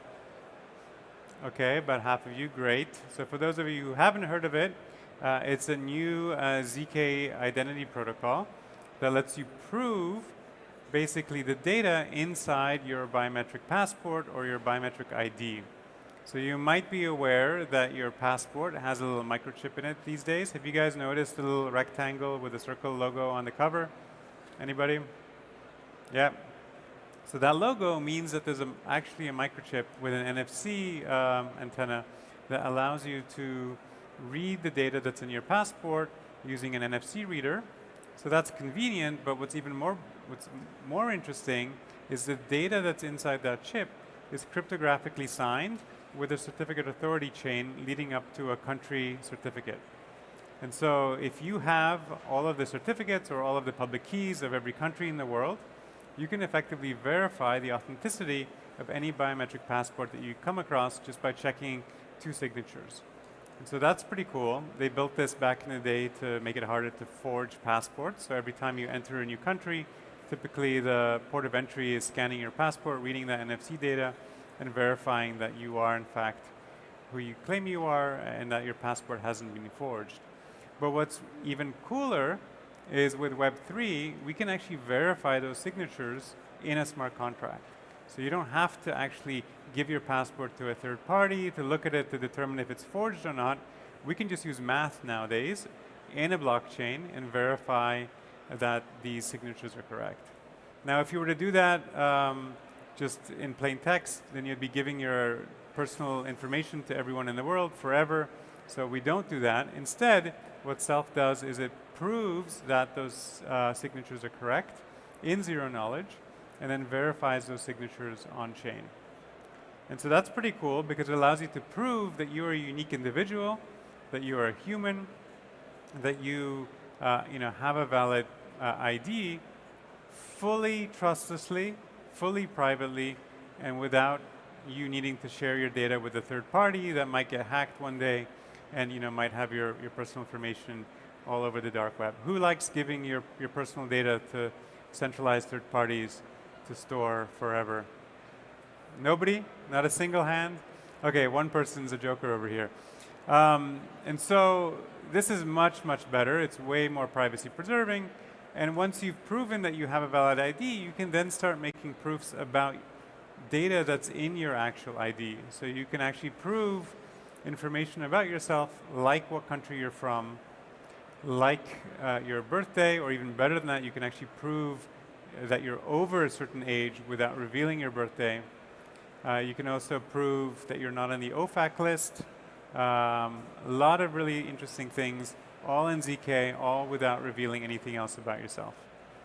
And so this is now being used by Aave and Velodrome, and Google is actively building on some pretty cool stuff with this as well. In fact, Google just shared this recording of their faucet. Soon you'll be able to claim testnet tokens using a self-proof on Google Cloud's faucet. So this is what the experience looks like. Google shows you a QR code, you open the Self app, you scan that QR code. It tells you that Google's asking for a bit of information about yourself, and if you agree, you can create one of these proofs. Now the information that Google was asking for is actually basically that you're not on the OFAC list and that you're over a certain age. It's not asking for your name, it's not asking for any personal identifiable information, and so it's way more private than doing like a full round of KYC. And so that's pretty cool. But what is even cooler is using a automated keg to verify your age in zero knowledge. So we did a residency last month, and one of the residents built a automated keg that will verify your age using a Raspberry Pi and a QR code. And if you're over 18, it will unlock the tap on the keg and it will let you pour yourself a pint. Yeah, okay, at least one person's a big fan of that. It's pretty cool. And if you like this idea, then I highly recommend actually going to the Self booth, which is in the L2 area along with the Cella booth, because they're actually setting up this exact experience today, so you can actually play around with this. So if you want a free beer, install the Self app. You can onboard and generate one of these proofs, prove that you're over 18, and let the magical automatic keg dispense some beer for you. So pretty cool stuff. Okay, and then finally, we have EY Nightfall. So who here has heard of EY? Okay, EY is a big auditing firm. Paul Brody is very big in the Ethereum ecosystem. He works over there, and he's been doing something pretty incredible. He and a group of really talented cryptographers and engineers have built out Nightfall, which is a new roll-up that is really focused on enterprise payments. And so Nightfall is coming to Celo as an L3. And it's a ZK EVM, or ZK VM, I should say, which is designed really with private enterprise payments in mind. So if you are a business and you want to do payroll, or you want to pay your suppliers or vendors using crypto rails, you probably want to do it privately without third parties, especially your competition, being able to snoop on what you're actually doing. And so privacy is really, really important to corporations and enterprises, and EY has been working really hard on a solution for this problem. And so what's really interesting with this design of Nightfall is that it gives you not just privacy of the balances, but also privacy of who's sending and who's receiving. And so everything is fully shielded, very similar to Zcash. And the finality is fast. You basically are using the Celo blockchain for settlement, and so block times are 1 second. Gas is also quite cheap. It's about 80,000 gas to create one of these transactions. And so it's a really, really interesting new protocol that I think as privacy continues to gain more steam, will play a very, very important role, especially as more enterprises come on chain. Now, because it offers full privacy, compliance is really important. And so one thing that EY has done that's really, really cool is they piggyback off of the X509 standard. Basically, there's a lot of corporations that have X509 certificates from various different certificate authorities. And to receive one of these certificates, usually you have to do KYC or KYB. And so EY said, rather than making folks KYC directly into this privacy protocol, why don't we piggyback on this existing system? And they effectively prove the validity of these certificates to prove that you're eligible to use this blockchain. And so it's a really interesting way of offering compliance for businesses in a way that leverages a lot of the existing infrastructure of the web today. So it's pretty cool. Nightfall is currently in testnet on Celo. And if you want to play around with it, I would highly recommend checking out nightfall.celo.org, clicking on the docs link in the top right corner. There's a lot of information over there on how to use Nightfall, how to get started, and would highly recommend playing around with it. I think it's a really, really interesting new technology. Okay, so what does all of this give now to Celo and to Ethereum?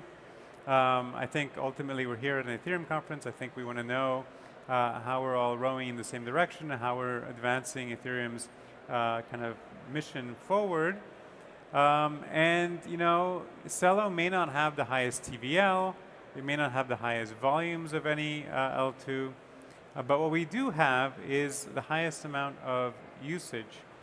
So if you go back to that slightly stark and depressing chart that I showed earlier and add the Celo L2 to it, suddenly it doesn't look so stark and depressing. Suddenly we have actual growth in usage. And what's interesting is as of last month, Celo has actually overtaken Base to become the #1 L2 in the Ethereum ecosystem. So when it, So when it comes to daily active usage, you know, Celo is now becoming the most used chain, and all of these advances that I just talked about are helping contribute to that, and are helping to really continue this trend. So we're really just getting started here. Now, it's not just daily active users that are growing on Celo. We've also been growing our stablecoin volume. A lot of activity on Celo is kind of real-world use case based, and so we measure our success based on how much stablecoin activity is happening. And if you look here, if you look closely, last month, which is the second last bar on the right, we crossed, or we almost reached $3 billion in stablecoin volume. This is an all-time high for us as a chain. And if you look at the last bar on the right, you can see that we're actually on track for November to do even better. And so chances are November will be another all-time high month. You know, the month is not over yet, and we're already, you know, quite far up and to the right over there. So it's pretty exciting. So, you know, a lot of exciting things happening in the Celo ecosystem. And, you know, just really happy to be sharing it with you. And if you're interested, definitely come talk to us afterwards, or go check out the keg. I think it's going to be a fun little thing to play around with. We can all have a nice drink together. Thank you so much.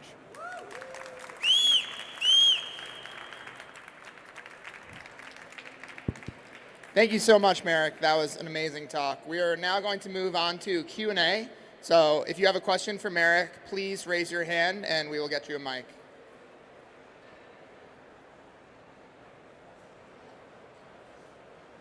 Yes.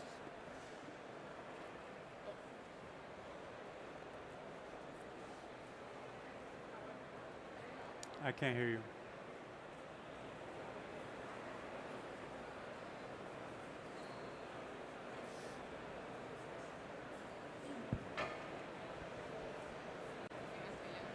Hola, hola.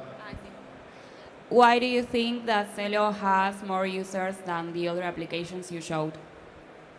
Yeah, great question.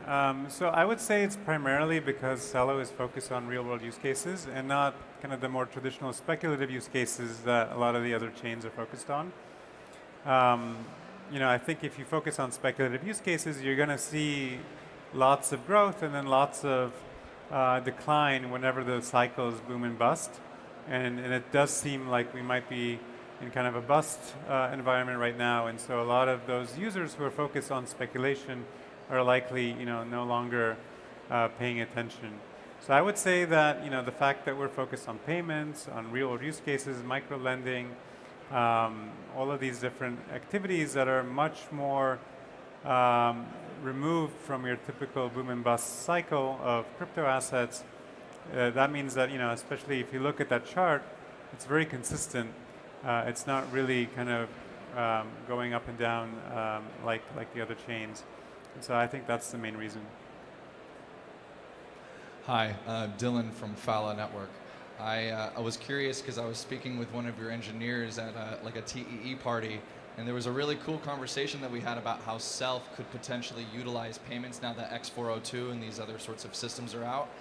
I was curious because my friends were abandoned in Argentina and they couldn't withdraw cash from Citi, but they only had a passport. So is there a path towards finances and passports in some way? Because I'm seeing 3 different systems and now Celo is right there dead in the center.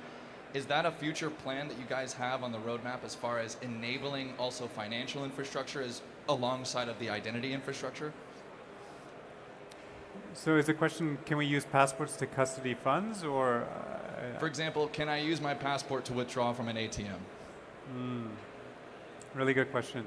So, I think that's certainly interesting. I think one thing we're doing with Self is allowing you to move the data from your passport to your phone, including those signatures, so that you can start making statements about yourself from your passport data without you having to have your passport on you. And that allows you to then interact with financial apps, so you can interact with DeFi apps. Maybe you want to prove that you're not on the OFAC list to use some new lending protocol or a new DEX. And that would effectively allow you to make proofs about yourself in the context of these financial applications. You could also use it effectively to custody funds as well. So you could custody money in a self-custodial wallet using your passport data. And I think maybe that could take us to a path where you could then perhaps withdraw money from that wallet using your passport.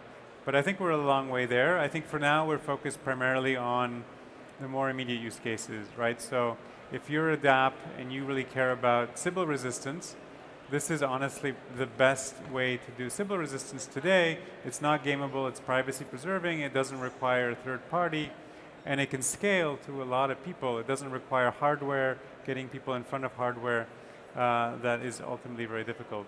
And so there's a lot of these kind of, I would say, earlier use cases focused on Sybil resistance, focused on proof of humanity, maybe focused on light compliance that I think Self can really help with, including fun use cases. Like you can prove your first name, and you could do, like if your name is Bob, you could launch a Bob coin. Only Bobs can claim it for free. Everyone else has to pay. You can do a lot of really funny things like that too. All right, we are unfortunately out of time, but good news for you guys. The Celo people all rock, and you can find them at their booth and ask more questions there. Thank you so much, Merrick. Fantastic talk. Give it up. Thank you. And yeah, free beer at the Celo station. That was major alpha. You're lucky you were here to hear it. But do not go anywhere. We have an exciting talk. If you have to leave, I understand. But there is an exciting talk coming. Yeah, okay. So I'm really excited to announce the next speaker. I have 2 fun facts about him. My first fun fact about him was I actually met him at ETH Global Hackathon 2022, and I felt like I met a celebrity. He does not remember this because he's a celebrity, and I'm not. But that was a big moment for me. And then secondarily, he has 8 kids, so that is pretty cool. I'm excited to bring up Brantley to the stage to talk about the Ethereum follow protocol. So give it up for Brantley. Is it on? Oh, here we go. Thank you very much. Hey, great meeting you in 2022. All right, I am talking about the history and future of the Ethereum identity stack. Is this going to work? Okay, a little bit about who I am. So I am Brantley.eth. Yes, I'm Catholic, husband, father of 8. Building a bunch of things here. I've been working in the Ethereum identity space for many years. I've been involved in ENS in many ways for many years. I'm a DAO delegate. I'm on the Security Council, former core team lead, and building some other related things I'll be talking about today. All right, so to understand the Ethereum identity stack, we actually need to go back to the 1970s, okay? That is where I'm going to start this story. And in the 1970s, we had one of the most important developments in computer science history, which is the invention of public key cryptography. Wow. Okay, we take this for granted today, but this was like an insane breakthrough in math and computer science. Prior to this, if you want to do any kind of encryption, you had to share the private key, essentially, the decryption key, with the person you wanted to send the encrypted message to for all of human history until the 1970s. And this was discovered both publicly and privately in the United States, so some people at MIT and some people in DARPA. And this was considered to be so powerful by the US government that they classified it as a weapon of the Department of Defense, and it was illegal to share with foreigners. And by the way, I'd say this about the US government, they were right that it is extremely powerful. But we use it all everywhere now because in the 1990s, there was a guy named Phil Zimmermann. Who here has heard of Phil Zimmermann before? Okay, very good. Hero. None of us would be here without Phil Zimmermann. None of us, because he convinced the US government to release the technology for anybody to use. This happened in the 1990s. They had a bunch of clever means of doing this. By the way, what this means is in the 1980s, when most of the internet protocol stack was developed, public key cryptography was illegal to use, which means none of the internet protocols have it baked in, by the way. Think TCP/IP, DNS, all these things, even HTTP. These things were not built in. And after this was made legal, after the fact, the internet community has spent a lot of time trying to add public key cryptography back into these protocols. So for example, with DNS, if you're familiar, there's something called DNSSEC, which all of DNS still doesn't use yet, because it's hard to add something back in after the fact. You know, or HTTP, we have HTTPS now, but you know, that took a long time to happen since the 90s. So in the 90s, there was a group called the Cypherpunks, and they realized that public key cryptography was extremely powerful and they could be used for internet identity, okay? And, but it was really hard for them to get adoption because the Cypherpunks were trying to spread public key cryptography with PGP with appeals to values like privacy and freedom. And who here believes in privacy and freedom? Okay, I do too, but most people are motivated by other things like money. Okay, so this wasn't enough to get most people. Okay, but then something incredible happened. In 2008, Satoshi Nakamoto used public key cryptography as the basis of Bitcoin wallets. And of course, in 2015, Ethereum, the same thing, okay? And the result is that millions upon millions of more people have private keys. And they're not doing it because of appeals to privacy and freedom. They're doing it for economic incentives. So this is important. Crypto has accomplished with economic incentives what cypherpunks couldn't with appeals to privacy and freedom, the widespread adoption of private keys, and the flourishing of a private key management industry. By the way, that is what a wallet is. It's just a private key management system that we have all this fancy UI and we call it a wallet. Okay, so keep going on the history here. In 2011, you had the first serious altcoin attempt, Namecoin. Who here has heard of Namecoin?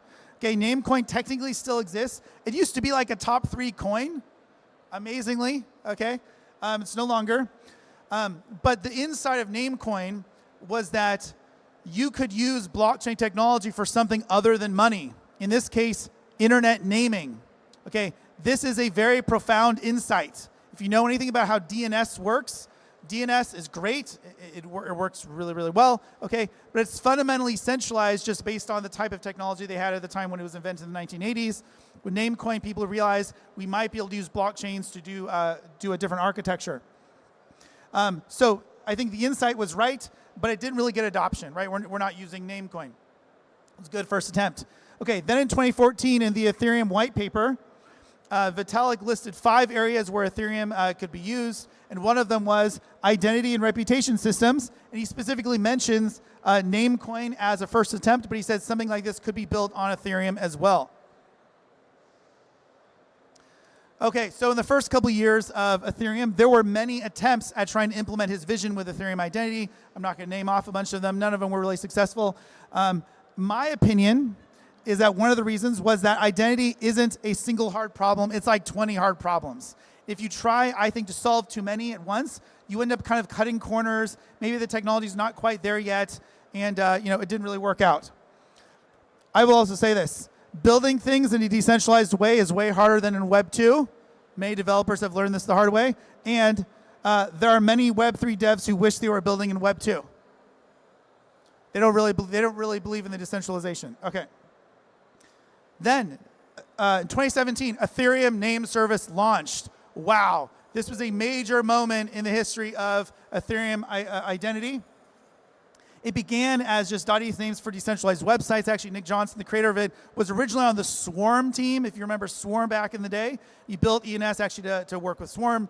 Obviously, then it's gone way beyond that. Then it was used for crypto payments. By the way, the word identity was actually never used in describing ENS in the early days, right? It was these other use cases. Okay, but then in 2021, 4 years after launch, okay, so I had joined the team at this point, I realized that ENS was accidentally actually your crypto username and profile. Like we had built this and then realized that that's what we had built. By the way, this is often how technology goes. And I realized actually username is the meta use case for all these other things that ENS does, right? So you want to go to my page, my decentralized website, just go to my name. You want to send me money, crypto on the internet, send it to me, send it to my name. You want to find out, see my profile, you just check out my name. And this is a major paradigm shift, by the way, on how profiles work on the internet. In Web 2, you have a profile on a particular siloed service, and it's stuck on all these different services. In Web 3, it's actually now possible that you have a decentralized username and profile that you own and that you bring with you to the service. It's completely flipping it around. Very, very profound.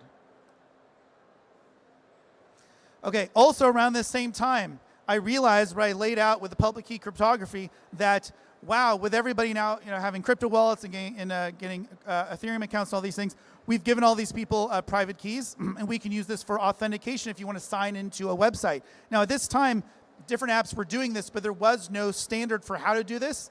And by the way, if you're making your own sign-in message, it's probably insecure and you're probably making terrible mistakes, so you shouldn't do that, okay? Friends don't let friends roll their own sign-in message. And I coined this term, sign-in with Ethereum, and got together with Vitalik and the Ethereum Foundation, and we created an EIP 4361, and we made a standard message for this. So what are the benefits of this? One, like I said, it's better security, and two, wallets can actually recognize that this is a sign-in message, not just a generic message that you're signing, and it can use a different user interface for that message. So this actually provides better security and reassurance to users. Because here's the thing, should users just be like signing random messages that apps provide to them? Obviously not. Terrible, terrible user interface. Don't do that. Only use the IP 4361 signed with Ethereum standard, and then wallets can recognize it and users can know they're not doing something nefarious, they're just signing in. The website, if you want to know more about this, is siwe.xyz. It has all the information. It has examples of wallets and apps that have used it. It has our docs. It has everything you need. And by the way, our goal here is not just to get this standardized in the crypto industry. We eventually want this to be an option for non-crypto apps alongside sign in with Google, sign in with Facebook. That is our goal. And by the way, if you are from a major Web 2 app and you are feeling like you want to be a pioneer, please talk to me or message me or message our team, and we will help you out. And that would be an incredible step forward for this new decentralized view of the internet. So what is Ethereum identity? So this is my view of it, okay? Ethereum identity is not a single app. Instead, it is the sum of the information and relationships held in various decentralized protocols and open standards, which I call the Ethereum identity stack. The identity stack is decentralized, is itself decentralized rather than vertically integrated, and I think this is a good thing, okay? What this means is that if you don't like signing with Ethereum, you can propose a new alternative, but that doesn't mean we have to give up on ENS, right? Or vice versa. It's not a take it or leave it situation. So this means I think we should unbundle the elements of identity to their smallest viable parts and have separate teams solve them individually with decentralized protocols and open standards. And so each part can stand or fall on its own merits rather than being an all or nothing proposition.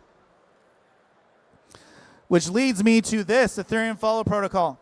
So Ethereum Follow Protocol, I first talked about in 2021 based on this vision, and I tweeted a write-up in 2023 and it launched in September of 2024.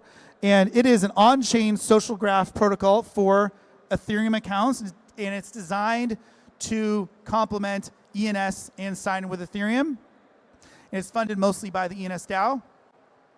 And just to be very clear, it allows Ethereum accounts to follow other Ethereum accounts on-chain 100%. None of this off-chain bullshit. Okay, this is crypto, this is Web3, it is on-chain. And people always say, okay, so I follow somebody, well, what do you do with it? Well, it depends on the app that you're using. So we're in almost 70 different apps, and different apps use that social graph in different ways. Some of them use it for a feed, some use it for like an address book. I'll show you some examples here. Yeah, so we're at 67 integrations. We're like in Superfluid, Snapshot, PoApp, Yodel, Yodel Pay, and many more. We have 33,000 unique users, which is pretty good, but we need a lot more. We've had over 1 million on-chain actions. It's like follow, unfollow, tag, untag. We allow people to not just follow, but also tag other accounts. So here's an example of how you can use it. You can take somebody's ENS profile with their name and their avatar, header, bio, socials, all those things are from the ENS. But it adds this additional social signaling later here. What is my relationship to this account with the button state? How many followers do they have? How many followings? This is really important here. This is like friends of friends. Who of the people that I follow also follow that account?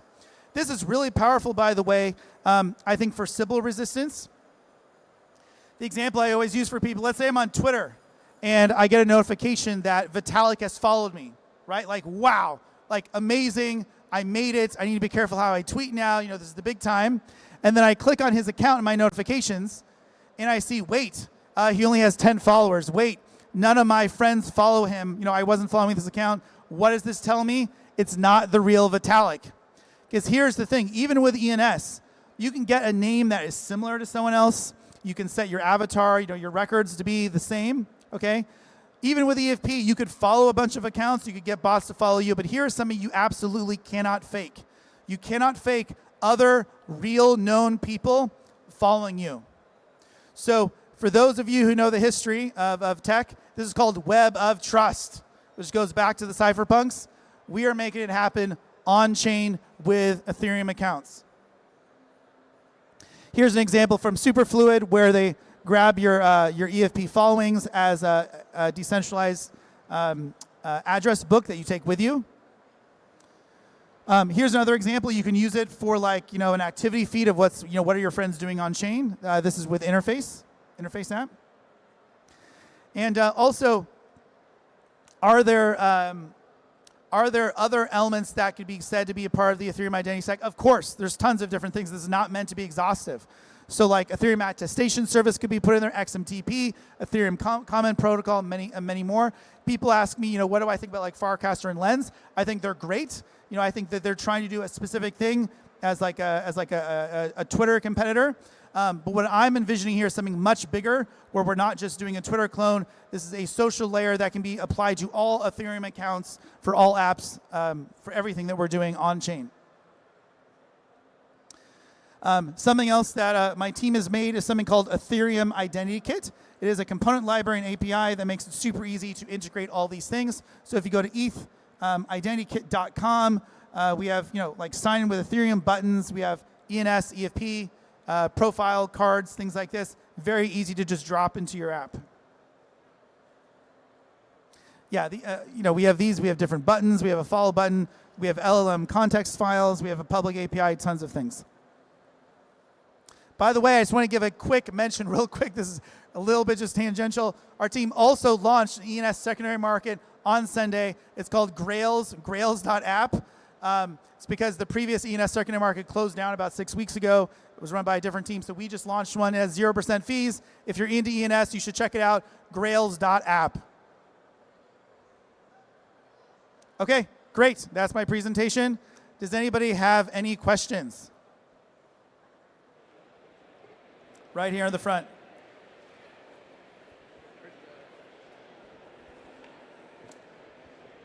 Hi, Brantley. Hey. First off, thanks. Excellent presentation. My name's Kappa Joseph. You have me blocked on Twitter. And I was wondering, my question is, would you unblock me? And also, how many... It depends on what you did. How many Pokemon ENS names do you own? Thank you. Good question. I currently own no Pokemon ENS names, but maybe I need more Pokemon ENS names in my life. And now that we have Grails with 0% fees, it's easier to get them. Does anybody else have a question or a comment or request for me to shill their ENS category? Do we have anybody here with a 999 in the house? Anybody? Okay. Who wants to share their ENS name?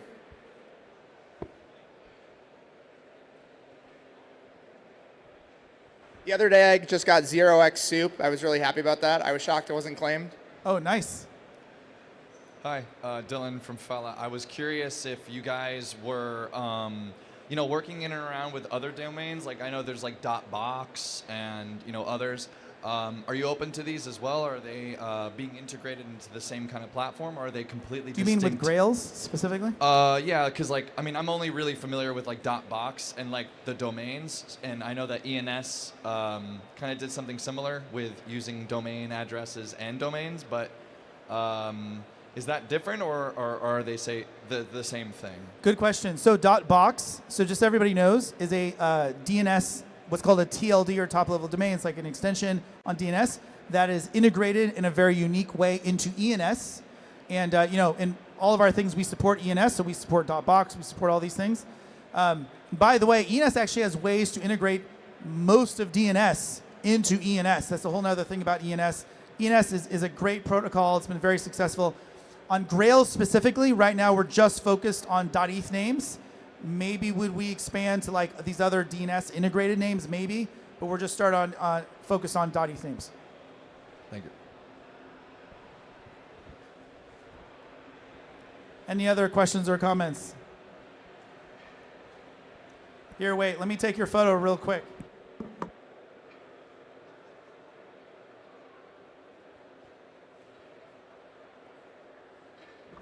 Okay. Well, thank you very much, everybody. Give it up for Brantley. Thank you.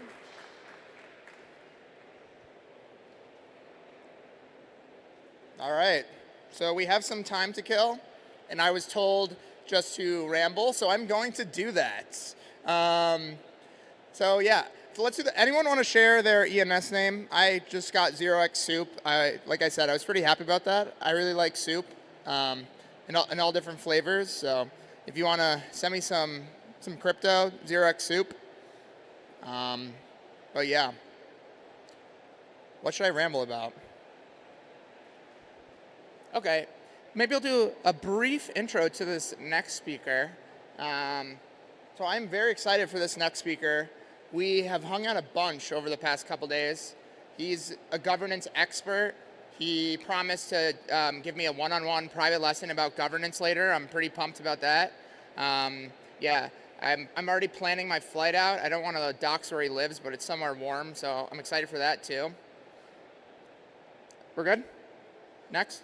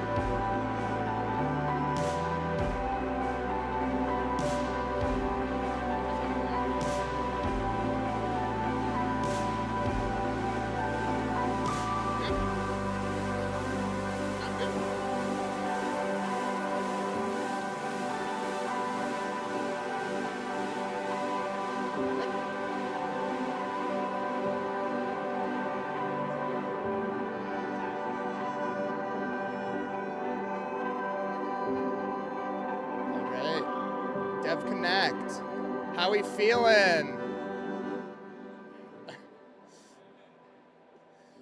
Who is excited to learn about the future of governance?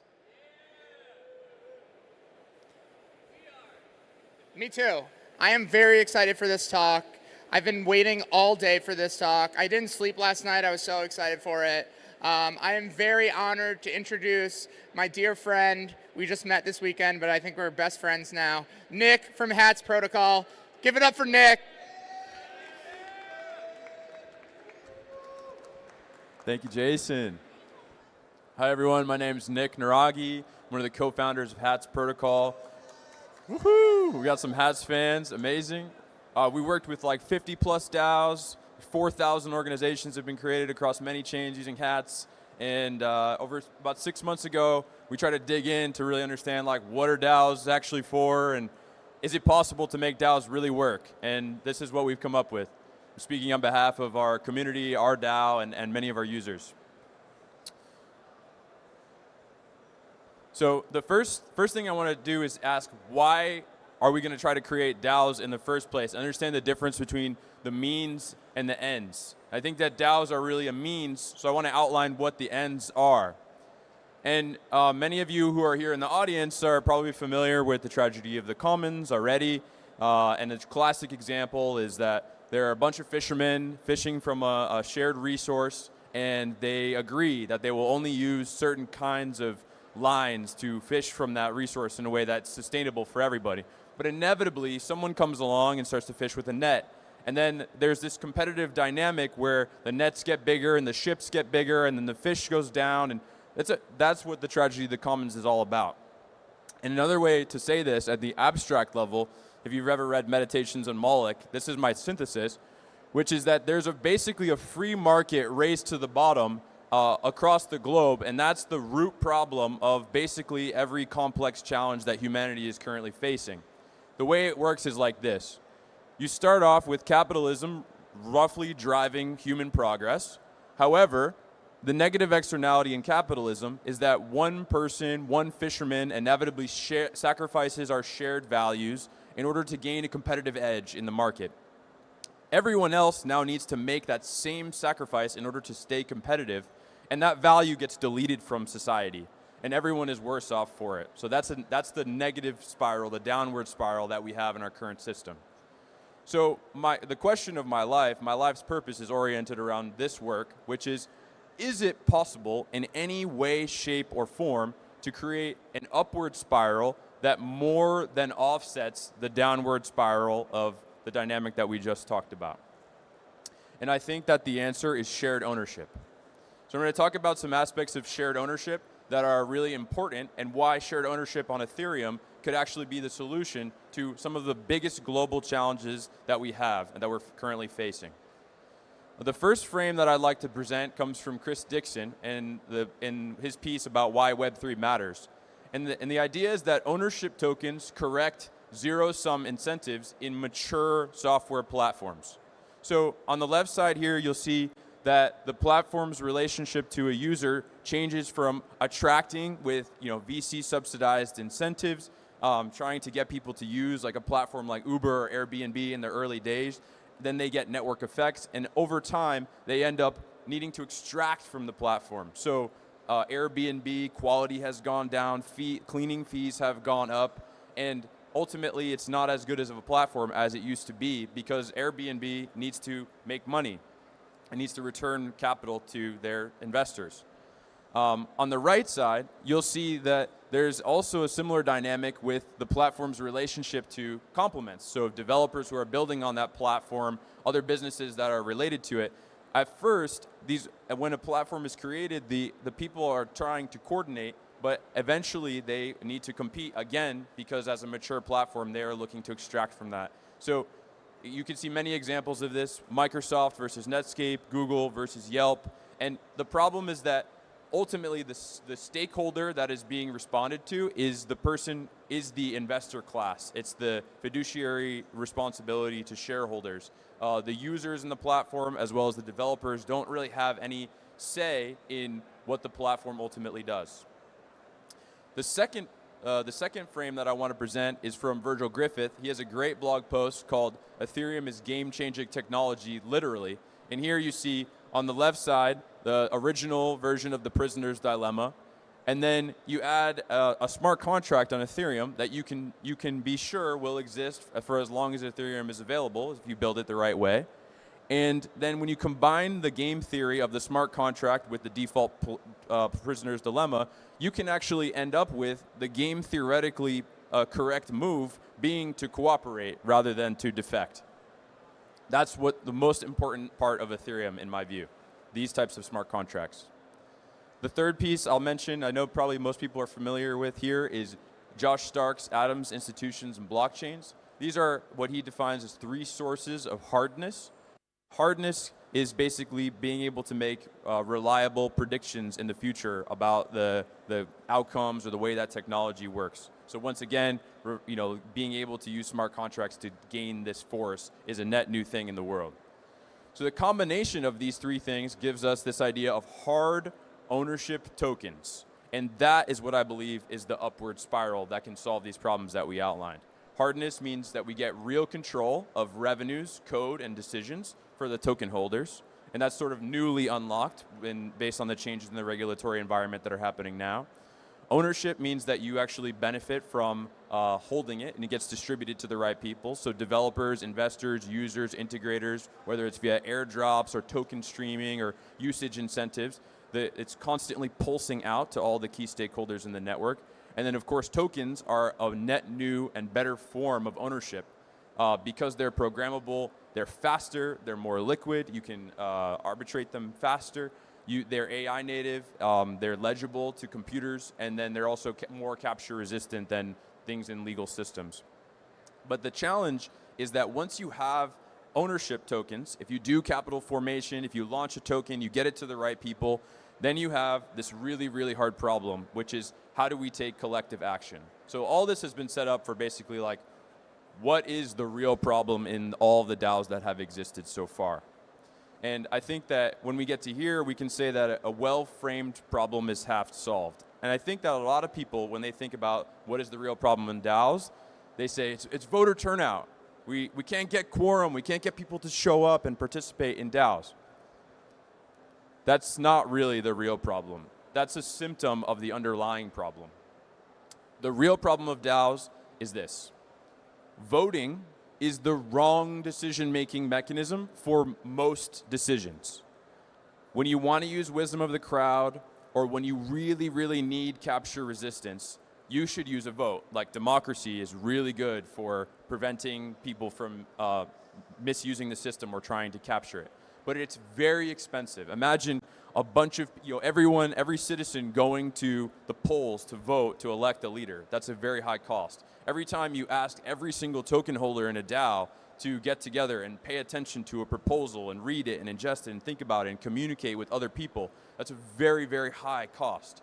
So we need to really be careful about when we use votes because of their high costs. And the other side, if you want to take effective action, like in a traditional business, you would delegate specific roles and responsibilities in order to achieve your goals. So DAOs need to be able to do that if they're going to be effective, if we're going to take collective action effectively. The challenge is that delegation creates a trilemma. And we always need new trilemmas to justify new blockchain tech, so forgive me for leaning into an old trend line here. Who here, by show of hands, has heard of the spectrum of decentralization? Go some hands. I'm here to tell you that when you're looking at delegation in a blockchain-based organization, you're not just looking at centralized to decentralized. You're not just looking at, is this in a Labs Corp or is this in a real DAO with token holders controlling the resources? Instead, it's actually a trilemma, a delegation trilemma. And this is probably the most important insight that we've come up with in the last several years, 2.5 years of working on HAS protocol. What you have is, instead of decentralization, we use the word hardness, leaning back into Josh Stark's piece, and we're talking about the ends, not the means. Decentralization is a means to get us hardness or predictability about the future. Hardness is the thing that we actually want in DAOs. Well, the other side of it is that we want things to be as low cost as possible, and we also want the decisions to be as effective as possible. The effectiveness and low cost is, for any MBAs in the room, is familiar in terms of ROI. So in a traditional organization, you're thinking about ROI. You don't necessarily care about hardness because you use the legal system or because capture is okay. In a decentralized organization, you introduce, in addition to ROI, you introduce the hardness vector. And this is the frame that we can use to analyze every problem that DAOs have faced. So in short, to summarize, the real problem with DAOs is that every time a DAO wants to accomplish something, it must delegate. But to delegate, the DAO must make a series of difficult trade-offs between effectiveness, cost, and hardness. So now how do we put this into practice? How do we actually make optimal delegations in the face of these trade-offs? And I'm not talking about delegating your tokens to someone else so they can represent you in the DAO. I'm talking about principal agent delegation between someone who's making sort of managerial decisions and other people who are getting the work done, whether those are AI agents or other people or services DAOs, other contractors, etc. The first step that you can take is you can get to the Pareto frontier of the trade-off space between capture resistance and effectiveness and cost. Here, we've consolidated effectiveness and cost, or ROI, into one of the dimensions. And The Pareto frontier is basically all of this space here we know already with the existing technology is suboptimal trade-off space. If you go all the way out to the curve, that's where we know that the optimal trade-off space is for these types of delegations. So for example, a DAO vote would be highly capture resistant but low effectiveness. So it's probably not on the frontier unless you really, really need high capture resistance. The second thing you can do to advance the frontier is to encode new primitives in smart contracts. So when we created HATS protocol to help with delegation, when people created SAFE or other smart contracts, multi-sigs, governor bravos, these are all ways to significantly reduce the cost of having a blockchain-based organization while improving hardness or at least keeping the same level of hardness. So if you have a factory contract that allows you to continuously deploy these primitives without having to rebuild a smart contract from scratch or roll your own version, you're going to be able to do a lot more because your general costs are going to be lower. Another example of this for us is what we're thinking about as the trust zones framework. And if I have time at the end, I'll go more in depth on this. But this is our basically the precursor to HATS protocol v2. These are the 7 dimensions that we believe will help you pull levers to change the parameters in the trilemma trade-off space to actually have a lot more effective delegation. This, of course, is very complicated. So in order to reduce the costs and be able to manage the complexity across the whole organization, and for people who this is not their main job, they have another job and they have to do this in addition to it to participate in the organization. We're also, of course, introducing AI to make this more accessible, easier to learn, and then to actually do the design of delegations in the first place. And when you use AI to do delegation, almost like a CEO AI agent or a manager AI agent, what you can do is you can get orders of magnitude cost reduction from the AI helping to make your decisions. You may give up a little bit of effectiveness because AI is not that good yet, but we anticipate that AI is improving exponentially. And you may give up a little bit of hardness depending on what technology you use to launch the AI. If you're using decentralized AI, if you're giving it meaningful smart contract constraints so it sort of doesn't do the wrong things. And we expect that that will improve over time as well. So we've created one example of this, which is an AI agent that's called Gardener. Gardener is a way to design the delegations in your organization. So you give it, you're a DAO, and you say, hey, we want to start a new marketing grants committee. And we have a budget of $100,000 a quarter, and we need to, we want to know the right way to make decisions about how to give out those grants. This AI agent can actually do the optimal analysis across all of the available smart contract mechanisms that could be implemented to get you the optimized trade-off space in the trilemma. And we think that lots of experiments like this are going to start to significantly drive cost of DAOing down such that it becomes more affordable and, again, much more effective. The last example I'll use here is bringing in what we call meta proposals to select deciders on each proposal. So one of the problems with DAOs today is that if you go by default, most of the DAO is going to vote, or most decisions are made by a full DAO vote. Again, we have that same cost problem of every single person needing to understand it, talk to other people about it, and then ultimately execute that decision collectively is a very high cost. So what we're doing with HATS protocol is we're delegating the right decisions to the right people on a decision-by-decision basis. So if you need to give out 20K, you will have a smaller group of people that are the deciders for that proposal instead of by default going to the full DAO vote. But if you need to allocate 50% of your DAO treasury, then of course that would be a full DAO vote. And we have a new mechanism that we're shipping that will help us to accomplish that using a combination of several DAO contracts, safe multi-sigs, HATS protocol, and the AI agent that I just mentioned. Again, here you can see that the proposal itself is sort of contained in the meta proposal. So the proposal is as normal, but the meta proposal just says, who are the people who should decide on the proposal? And basically what DAOs have gotten wrong is they've defaulted over and over again to the full constituency of all token holders or all DAO members being the deciders for each proposal, which is obviously highly inefficient. So in conclusion,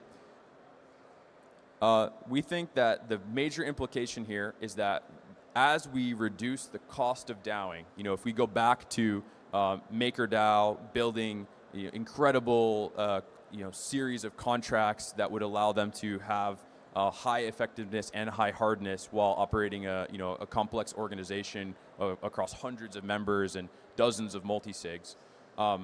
They were able to bear a very high cost in order to do that because they were selling their service as at a premium in the market. But most DAOs have not been able to find markets where they can sell their services at a premium like that.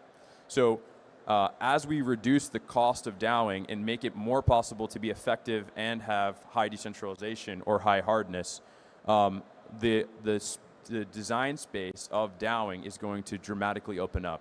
And what we get from there is a Jevons paradox of DAOs. As DAOs become less expensive, DAOs will be more possible to put into action. More people will demand being in DAOs, and that will in turn make sure that turn into there being more DAOs in general. So, in my view, DAOs are the end game of crypto. In the long term, with the tokenization of everything, all finance coming on chain, and the ability for us to ultimately solve the downward spiral that we universally face in the world with hard ownership tokens and collective action in DAOs, I think that DAOs are the way that we can truly change the world, slay Moloch, and accomplish what many of us showed up here to do and rewrite the entire economic system. So thank you so much for attending. I really appreciate your time.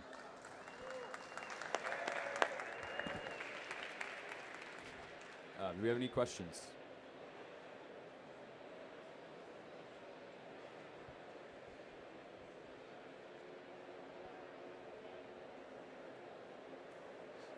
A question in the back?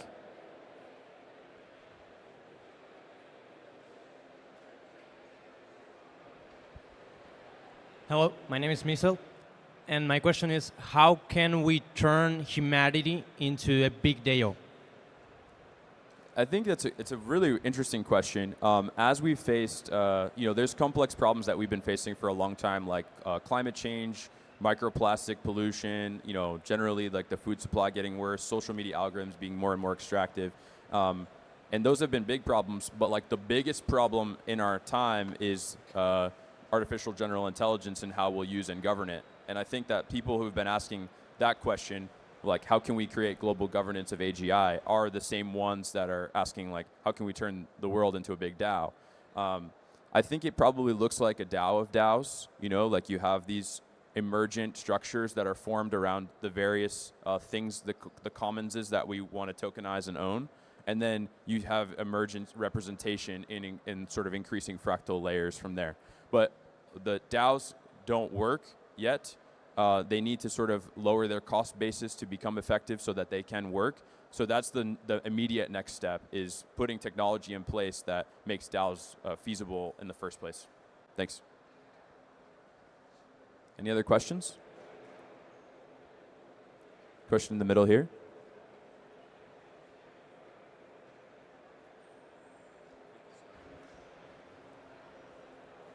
Hola, hola. Thanks. DAOs have to interact with TradFi, with governments, with various any kind of marketing. So there has to be kind of a legal entity behind DAOs, and that could lead to regulatory capture down the line. So do you see that as a potential attack vector for kind of the DAO movement? Of course, it's a great question, and I'm not a lawyer, but I'll give you my perspective. Over the last 2 years, we saw a lot of focus on regulatory arbitrage as the main narrative for why DAOs were used. And I think that value proposition is largely shifted. So the people who are working on DAOs now are really focused on DAOing from first principles rather than for pure legal reasons. However, in order to interface with the real world, it's an absolute need. I think that like Gabe Shapiro's Borg's DAO adjacent legal entities that are given specific constrained sets of resources and responsibilities is pretty compelling from a theory perspective. How that actually goes into practice with a lawyer setting these structures up is still an open question. Maybe one or two more questions.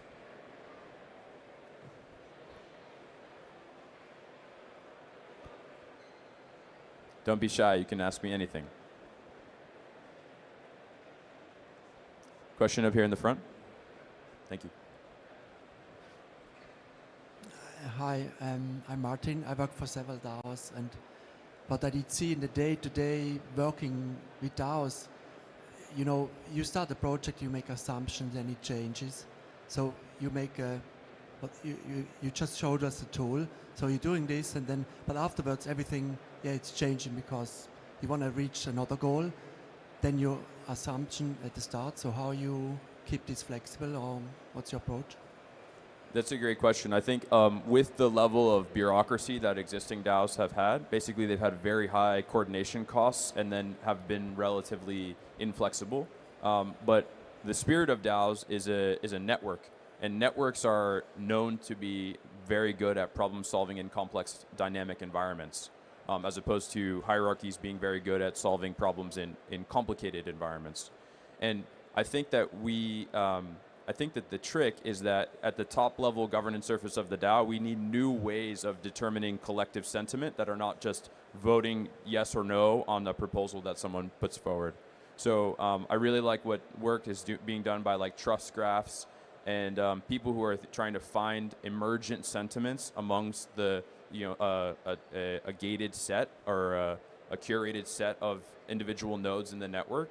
And I think if we do that correctly and we incentivize alignment at the top level, that we're more likely to succeed at what you asked about.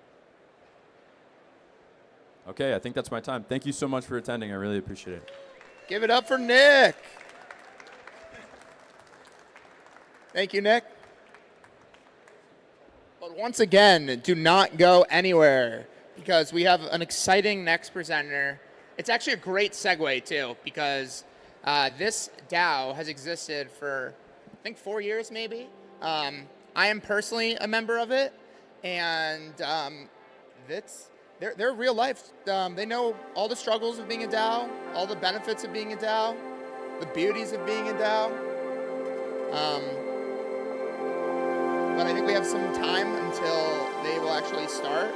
So until then, I will leave you on the edge of your seats.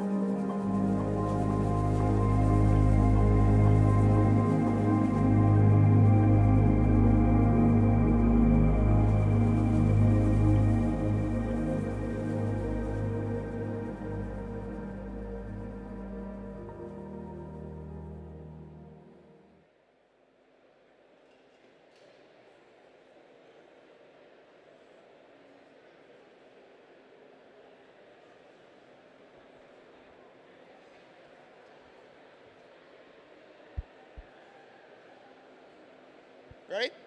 All right. Devconnect, how are we doing?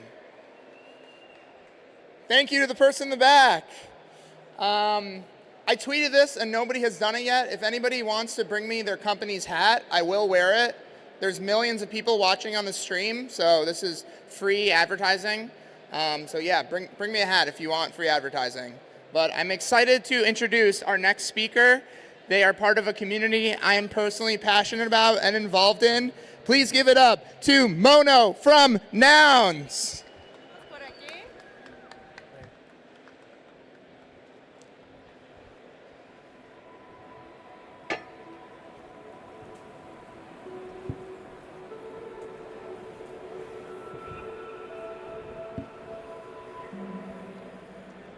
Hello. Hi, everyone. We're very excited to be here, to be in Argentina. It's a great experience for us. So thank you for being here. I'm Lex. I'm a designer. I'm from Mexico City.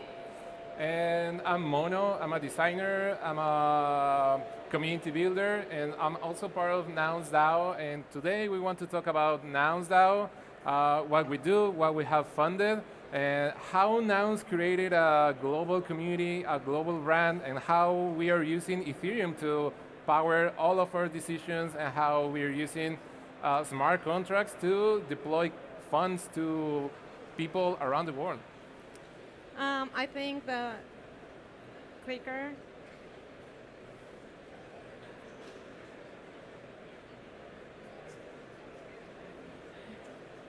Oh, yeah, okay. So Mono and Lex over here. And now we want to show you what is Nouns.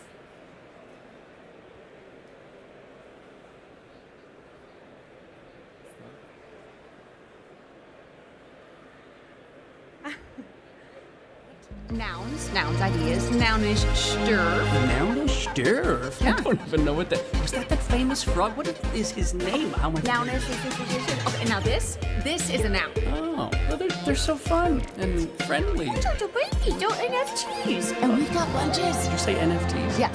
Oh, I like those glasses. I know. Can I have a pair? Oh, yeah. Nice. Look great on you. And a noun is born every day, forever, right here. NFTs can be born? Yeah. I didn't... How would they... Oh, slow your roll, buddy. By the power of... Impressive vocal work. Thanks. Now, if you want one, you can bid on it. Sweet. Okay, here's the thing. Nouns have a P-U-R-P-O-S-C. A porpoise. Nouns fund ideas. Oh my God. How would they fund those? When you buy a noun, that money goes to a treasury. Okay, now here's the problem. Who's in control of the treasury? Here's the answer. We all are. Oh. It's the beauty of decentralized autonomous organizations. Or DAOs. DAOs. That's like easier, that. yeah. So is this a plane without a pilot? Because that could be dangerous. Oh, no. It means everyone is a pilot on this plane. Everyone? Even this guy? Kevin? Oh, yeah, Kevin. Okay, so the point is everyone has a vote. And one noun equals one vote. Yeah. And ideas get proposed, and if it gets enough votes from the community... The idea gets funded. Oh, you're getting it. And even if you don't have a noun, your voice can still be heard. What kind of ideas? Oh, like cake delivery? Yeah, but think bigger. There's more than that. Cake box? Yeah. An international transportation system for cakes by retired punk rockers. That's specific, but I like it. They need a job too. They sure do. And you know what else is cool? What? Nobody owns the rights to nouns. So I can do anything with them? Anything. Everything. Like what? We're going back in. How do you do this? Coffee beans around the world. Skateboarder sponsorships in the U.S. Street art projects in Europe. Cleaning up neighborhoods in Africa. And Pants! Pants? Nounish pants. That's what you're going to say, right? You know, the ones that can float and put cakes in their pockets. Did you know even this video was funded that way? I'm funded? Oh, yeah. I'm honored. Oh, hi, Honored. Nice to meet you. That might... okay, so what's the point of Nouns doing all this? Nounish ideas are awesome. That's what it seems like. More nouns, more ideas, and ideas grow the community. More See where I'm getting? community, more nouns, And more nounish ideas. because Nouns fund ideas. right now, we're just getting started. All right, you ready, pants guy? Oh. Just hang on to your pants because you're gonna fall off. WTF? That's right. Don't wear it out.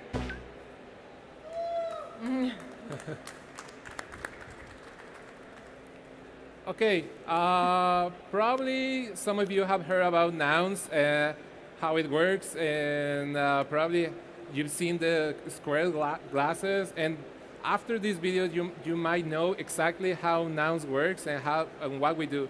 But for some of you that are new and still don't get what we do and why are we here, let's get pixel by pixel how does this work. Okay, I'll try to explain. Nouns is a community-owned brand on the blockchain. Every day, a noun is created and auctioned. And these nouns are these little characters that are made up of a head, a body, an accessory, and most importantly, the square pixelated glasses that we call noggles. These characters are NFTs. But more than just collectibles, they are the foundation of a DAO, a decentralized autonomous organization. Being a member of the DAO means you get power for voting which projects will be funded. And if your project gets enough votes from the community, then you receive ETH to create your idea. But above all nouns artwork, everything you've seen, is CC0, which means anyone can create, propose, and build with nouns because there are no copyrights. We are all owners of nouns. So NFTs, ETH, CCO, smart contracts, all these are components that make nouns travel to the as fast as the internet. And the glasses, these square glasses that we call noggles, become like a meme. A meme that travels around the world and can create and fund projects everywhere, such as a school in Uganda, nouns breaker teams that travels around the world competing, a restaurant in Australia, a playground in China, or professional esports that is funded by the DAO. So we're basically everywhere. We're basically everywhere, like this giant structure made of concrete. This is in New Mexico. This is the Gnome, and I believe a week or 2 weeks ago there was like a whole celebration around this giant Gnome, which is Noun Zero, which is the genesis of the DAO, the first NFT that the DAO created. And we also have funded projects like the Nounish Friends. These are little toys with the nouns characters. They have their heads, they have their glasses, and also the square glasses, like actual glasses that people can wear. Or the Nouns Fair, which is a project that originated in Mexico. It is an activation that we go to hackathons and we have a bounty, so hackers can create stuff, can create projects with nouns, so they can use the art and the code to create new stuff, to create public goods. And we've done this in more than 10 countries, and now we are here at Devconnect with the Nouns Fair. So check it out, the Nouns space after this talk. And let's see the next project. Chip and Benny, this is a project of these little puppets that have the glasses. And this is like a fun experiment for kids and for people, for grown-ups to experiment with the art and with these little characters that explain things that supposedly these are the characters that are behind the AI, behind ChatGPT or anything. When you ask the AI, these little characters in this little world are the ones that are explaining things to you. Or Quack and Lola, which is an IP brand in Instagram or TikTok. They have billions of views. A lot of people know about nouns thanks because of Quack and Lola. We love them, and we have a few Quack and Lola plushies here for you. Or even a fashion collection. This is 3D printed. this is Nouns DAO by Danit Peleg. She displayed her collection in France 2 years ago, and she used all the nouns traits to create all the collection and all the clothes that are printable by anyone. Because it's CC0, it means it has no copyright, so anyone can use this for free to print their own clothes. Or this sculpture, Person, Place, or Thing by Dustin Jelin that is in a club in the US. And many more projects funded by Nouns, like animation, that animation studio made for to fund Ethereum developers. There's a short film festival in Los Angeles, Nobel for kids, lots of communities around the world, a movie, people in Australia, in Mexico, in Chile, in Peru, in the US and Canada. We are everywhere. If you want to check more projects, go to nouns.builders so you can see more of what we do. And when Mono and I knew about Nouns and we were excited to see all the projects that were created worldwide, we decided we needed a project where we could create in Spanish, because sometimes it's difficult to present your projects, to pitch, to tell the cultural details about why it's important to get those ideas funded. So for us, we're very happy to also present Nouns Amigos, which has created and funded projects from Latin America. Y pues todas las personas que hablan español también son bienvenidas a crear y trabajar con Nouns. Y now we want to show you a little bit of what we have created with Nouns Amigos the last 3 years.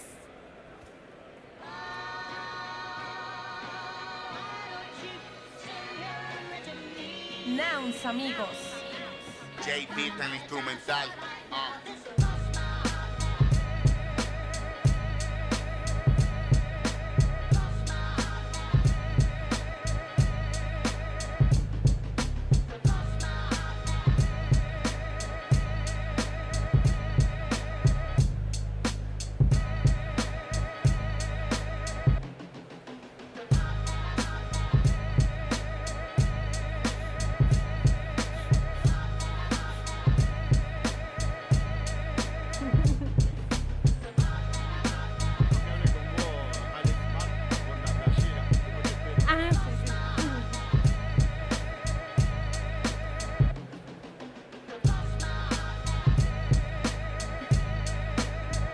Use to fund people around the world. So the DAO works like that. We auction the NFT, as we mentioned. So everyone that has the NFT has one vote in the DAO. So we use NFTs, we use smart contracts, we use cryptocurrencies to fund all these projects around the world. And we don't have to know. And we don't have to know each other. We can just know that there's a smart contract that is custodying is the custodial of the funds that we have, and it is trustless. It means that we don't have to trust a single person to control all the money, so we can have this certainty that the money will be there. That if there's a voting, the funds will be moved if it passes. So we are this community in Ethereum, and we also we've been funding a lot of stuff around in the Ethereum community. So we believe that in the ethos of Ethereum, and we want to fund people that believe the same and that are creating culture and that are creating technology to enable all these benefits for people around the world. So we also want to become the cultural layer of Ethereum because we believe in the same values that Ethereum has. So we want to be that layer, that cultural layer of Ethereum. And we believe culture is built in community. All these technologies you're probably learning here in Devconnect, these are all tools that we can use to create the projects we've always wanted to create, to meet the people that think that we have values aligned, to create the world we want to live in. So this has been a great opportunity for us to connect with people, not just in Latin America, but all around the world. So thank you for being here. We're so happy to show you all the projects created by Nouns Amigos. And as Mono said, we want to be the art layer of Ethereum. We have some prints that we have an art residency going on in the collectibles district. If you want to check it out, we invited great artists from Argentina that are creating art every day, and we are giving away these cool posters. So if anyone wants one, just come. Just come here, come to the stage and get one of the prints. Yeah, thank you. You can choose. We have plushies.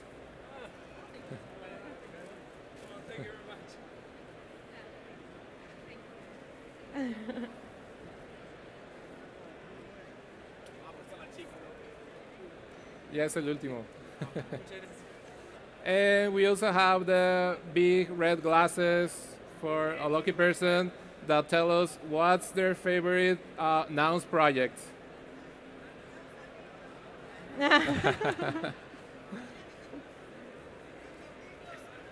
Sí.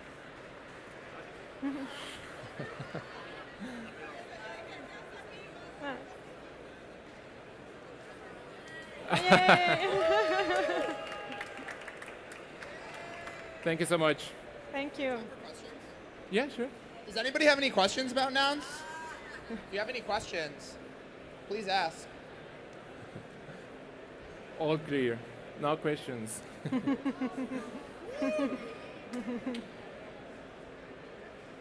That's it? Okay. Yeah, I'll actually ask some questions. Okay, sure. So, what are your thoughts on just decentralized governance in general? How has this experiment gone? And just random thoughts there. Yeah, I think there are challenges. In general, decentralized governance allows for entropy, so anyone can participate.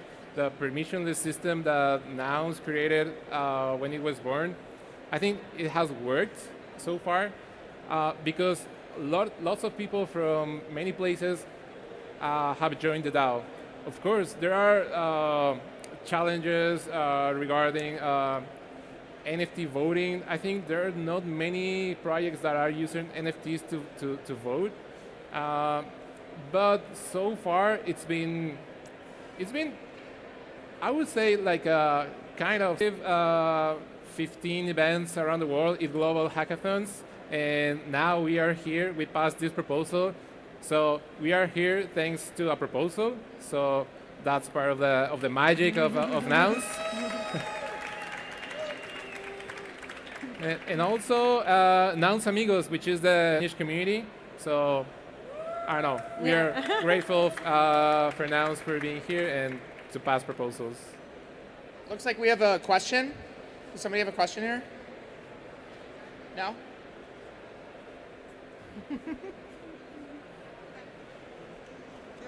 No tengo ninguna pregunta, solo felicitarles.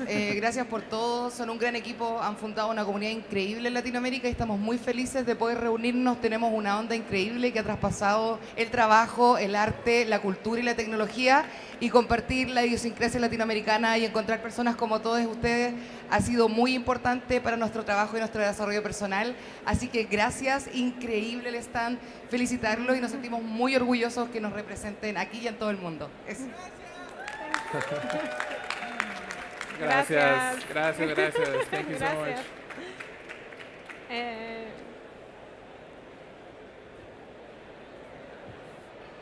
All right. Well, thank you so much. One more question? Okay. 1 second. Yeah. No worries.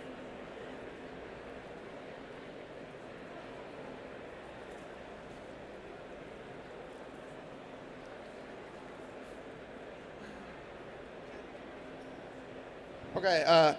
¿Cuál es tu rasgo favorito de nouns? The monkey head. Yeah. And for nouns, amigos, we created different traits that we could share around culture. So I personally love the piñata. Yes. Mi favorito es mi crane. I don't know how to say crane in español, pero this is Un mi. ave. Mi noun. How do I say it? I don't know exactly, but it's a bird and un ave. Ajá. Es un ave. Like Un ave, sí. Eso es mi ave de nouns. Es mi favorito. Yeah, give it up for nouns. Thank you guys so much. Thank you so much. Thank you. Thanks. All right. Everyone is probably thinking this, so I'm going to address what everyone is thinking right now. I do have a new hat. This is given to me from the AI district. I believe it's Reclaim or something like that. They're over in the AI district. Go check them out. But there still could be more free advertising. If you want your company to be talked about, come bring me a hat and I will put it on for the next intro. So right now it's Reclaim or something like that. They're in the AI district. Go check them out. We do have a bit of a pause until the next speaker, but I am very, very excited to bring them up. I think they're one of the cooler projects in this whole space. Not that many people know about them, but like they've been used actually in like war relief efforts and like political kind of violence efforts. And I had no idea that they have a new app, and this looks like a fun new app that isn't like helping people that are going through political violence. So that's cool. I don't even personally know what it is, so I'm really excited to learn more about it during it. So you don't want to go anywhere unless you want to leave to get me a hat, then you can go somewhere and come back. But yeah, so I'll be back up in a minute.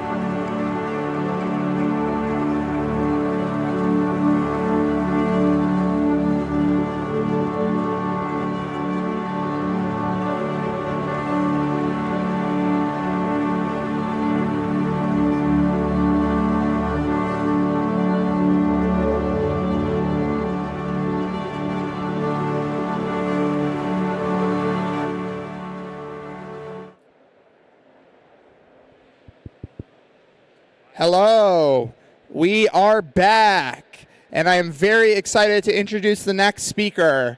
I've been following their work for a bit now, and I didn't know they have this new app, so I'm super excited to hear more about it. This should be amazing. If you're walking by, come catch a seat. Some people are saying that this is the best talk of all of Devconnect. That's what the rumors are saying. I don't know. We're about to find out. Give it up for Lasha from Raremo. Hello, hello. So I work on a protocol called Raremo, and we just at Devconnect unveiled a new product line that we're calling it Unforgettable. And just in general, before I move into this kind of tech breakthrough that I'm gonna showcase here, I'm gonna like tell what we work on. So we work on bringing the real people, their identities on chain, and what excites us is like actually enabling completely new interactions and this kind of empower the users with something that was not possible before. And we're doing it by keeping the fundamentals of the blockchain, which is the privacy, the self-sovereignty, and the ability to no one have a kind of cohesion and an effect on your decisions. And we worked on like something like decentralized voting and like helping out different activists into anonymous voting, digital protests, etc., by bringing these privacy-preserving identities. But when we looked at the pretty traditional world of wallets, we realized that self-custody as a notion can't really scale in the form as it is now. So many of you might not know, but seed phrases were introduced as an update to a Bitcoin, actually, in 2013. It was BIP 39 update that gave us the ability to not to store the private keys somewhere like hidden, this huge string of binary key, but instead introduce something pretty memorable, right? 12 to 24 words that we can write down, and we need to like keep it in the secret. But since then, it's more than like 12 years have passed, but we have not seen much of an upgrade from a UX perspective. And plus, I mean, the ones that are using and storing the seed phrases, they're gonna like agree that it's not quite the best way to transfer or like move your wealth, or even it's kind of scary, right? So if somebody finds a paper where it has like random 12 phrases, it's a signal like what it is about, right? Accessing the keys and the value. And in a way, the industry has been locked by technical limitations of how can we improve the experience on top of the seed phrases, but still maintain the self-custody of it. Remembering words, like biologically, is super hard. So I don't know a single person that is able to like, I don't know, if they're not like repeating on a daily basis those words, to be able to memorize them. And there is actually a scientific study. I have no idea how this 6.5x memory number came up, but it is referenced in many marketing materials or like these different papers that human brains are much better in memorizing the images, objects, than they are with the text. It's called the picture superiority effect. But in today's world, if we're trying to bring in a picture or a face or an object or any type of scan within these wallets, as a replacement to the seed trace, we're limited by the infrastructural flow. So it does not matter in today's world if we're putting an input of face, voice, object, we need to transform it into a digital form. So it's called like a digital template that is generated by every biometric input. And then, because of the nature of neural networks, we need to store this template somewhere. So most of the innovation in today's industry of key management goes into how do we store this data in a secure way. So some are like introducing MPC networks. So instead of one server, now there is like 12 servers, cutting down the secret and keeping these shards. Some are like introducing special trusted execution environments where these keys can be like ejected. And most of the innovation, once again, happens on a technology and the architecture where we have a dependency. So if something goes wrong or they're banned by the regulation or the business goes out of the stuff, we'll never be able to gain access using those inputs. And if you look like how this flow is done, like it's pretty obvious, right? So it contradicts the very essence of decentralization and ownership and the aspect like your keys, your crypto, your value, the type of narrative. So while looking at this chart, we started like experimenting. So how do you remove the dependency but still be able to use a memorable secrets for generating the keys? And what we discovered as technology is pretty amazing. It's called fuzzy extractors. Those of you who are kind of on the technical side of things, I suggest there are some great researches done around these technical primitives. And what it enables you to do is something close to magic. So you can take a scan of any object, your face, a page in a book at home, and without creating this digital template, out of the kind of uniqueness and fuzziness of each input, you're able to generate keys directly from an object. So there is no storage. There is no comparison of like this first input versus the new authorizing one. It just creates a key on demand. It's not only revolutionary from like this self-sovereign aspect and decentralization, but it kind of is a paradigm shift within this key access management world. Because if you look like how traditionally now the authorization is done, you see that like this is the step by step. You need to generate vectors, you need to have a reference template, you need to run comparison, then give an access to the keys that is stored somewhere, and then you go in the system. With the new fuzzy extractors, the key exists in a moment of derivation, and it just disappears once you use it. So there is no risk of somebody trying to access or like hack or leak the data or like reverse engineer and get access to the keys.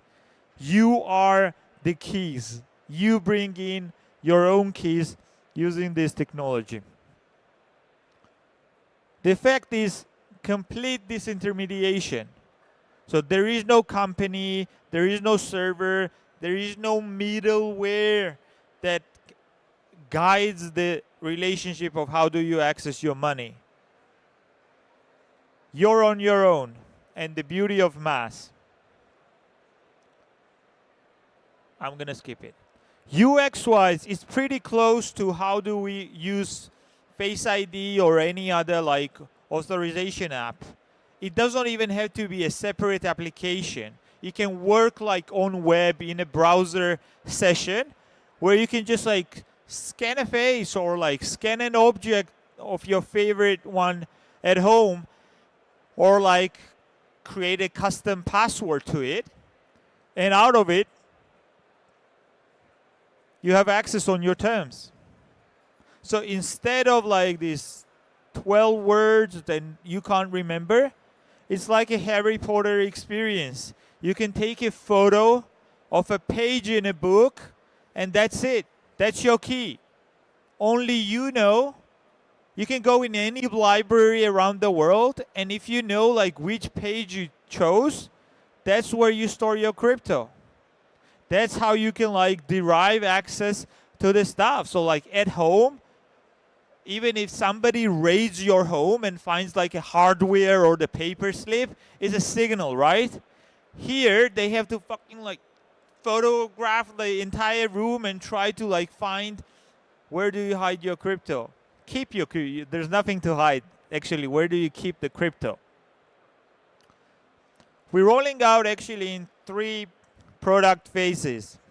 One is something we call the brain wallets. So this is the vault where you can create this ephemeral storage in real world objects, and you can store entire crypto there. We will be rolling out an SDK for self-custodial wallets. So instead of seed phrases, suddenly you can use this memorable onboarding for them. And as well, you can use it as a kind of a meta passkey. So imagine like a specific object is your master key, and you can out of it derive session keys like device-bound keys and everything from it. So you no longer depend on a cloud or an Apple or Google account, but it's all managed by a master key that you keep it in secret in the form of any object or any medium that you can recreate by taking a photo. The early product is already live, so if you scan a QR code, you can try it yourself on the website called unforgettable.app, where you'll be able to just like see how different factors work and generate a wallet where you can keep any crypto. Or alternatively, you can like scan and connect with me. So I'm always happy to assist and provide more information how that works. Yep. That was my talk. The key recovery made unforgettable.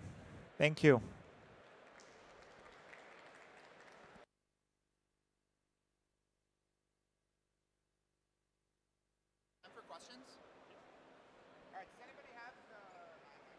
Does anybody have a question? I actually have a question. Okay. Can you explain how this is different than passkeys? So passkeys are actually... Could you repeat the question? Yeah, so question was to explain how this is different from the passkeys. Passkey technology actually works locally, so it's always a device bound, which means that you're interacting with Apple's 2 systems. One, the phone on your pocket, and another one, a cloud service somewhere that is attached to your account. So if you lose a device, or if you like don't back it up into the cloud of Apple, you lose everything. Plus it's pretty traceable because you're giving out all the information about you, and it's kind of like bound to a wallet or the key that you control.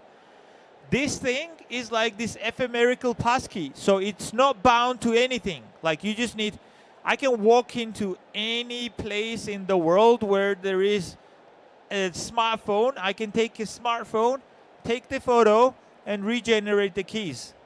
So it is this kind of invisible, non-bound, unforgettable experience versus a corporate device and cloud-bound technology. Yeah, very cool. What would you have to say to someone, maybe they're worried about like taking a picture of a page in the book, and they're worried that like it might not work later when they try to use the page in the book again, like because this is a new technology, and switching to something where like you have all your assets backing that up is scary. Yeah, I mean, it's a new tech. I know the experiences are like, okay, what if I don't recreate? What if I choose something the others do as well? But that's a kind of a, you can pretty much standardize, like choosing a book and the page is pretty stable, right? So those books exist in different places. So it's about like keeping a secret knowledge. So everything you choose, it works like a password. Plus, when you retake a picture, it does not have to be like pixel perfect, because you're not really actually looking at the pixels, but you're looking at this kind of a entropy that allows you a deviation. So if lighting changes, background changes, it still is able to derive the same deterministic key that were initially minted. And if you want like more security level, you can mix it up. So you can have like 3 factors, like a picture, face, password, voice. So it does not limit you. What we are unleashing is this very fundamentally different tech that allows you to have a building blocks. So I'm pretty sure different wallets, different users, they will standardize and provide a pretty easy and replicable way to use this tech for key management. Yeah, you said something really cool there I want to double check on. So you could actually set like multiple different things to be one signer before it'll do anything. Is that correct? Yes. And you can configure that in the app? Yes, you can just like build up how many factors you want, and the beauty of the cryptography is that there's no way anyone to understand if a face of mine or an object I'm taking photo of, if it's used as a password by anyone. So it's this kind of total blindness, no traceability, and the ability to like start to brute force or try to hack. Yeah, so this is like a password that will keep all your valuable digital items safe. So you shouldn't tell anyone what it is. But that being said, have you heard of any interesting stories of people using something cool as their key? I think so far the book makes most sense. So people go like, oh, book is great.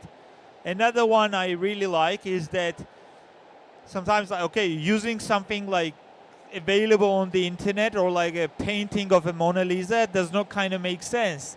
But if you take that photo and distort it, right? So you put something as an object in front of it, or like your hand in a particular way, it generates a completely new entropy. So you have something that is publicly available on the internet, but you're distorting with some additional layer, and suddenly it's a pretty unique password.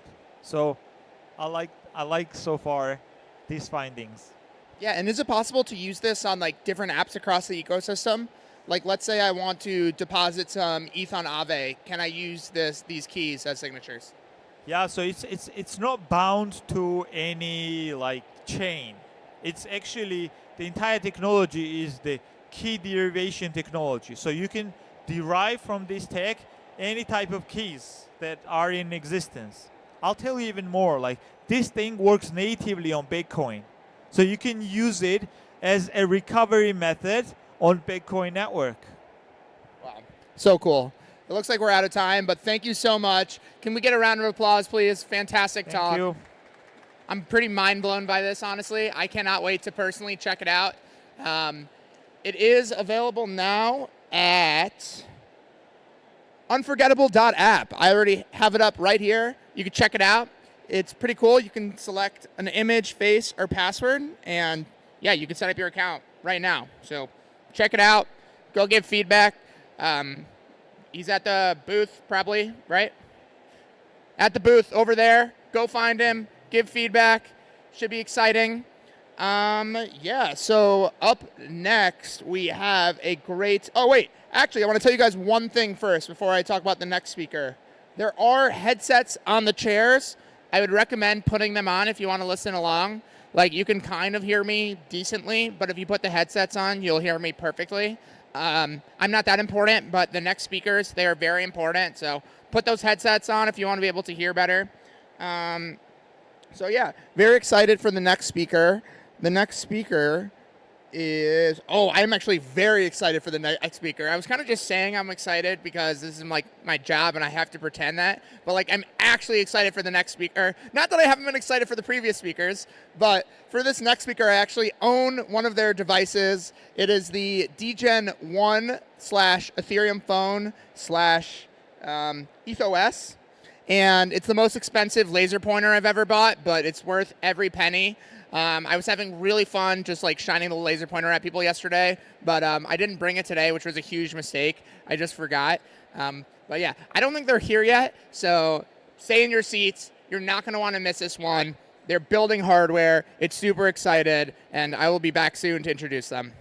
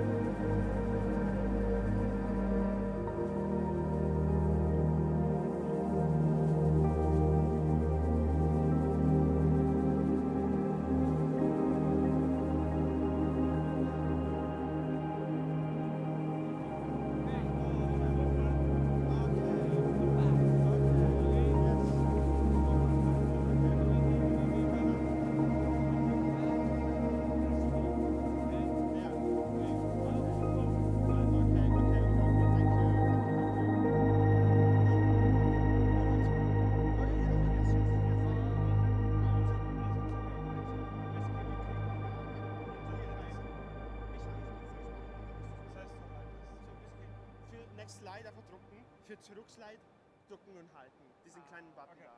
Also, wenn ich mit meinem Teil fertig bin, ich gebe dir jetzt weiter.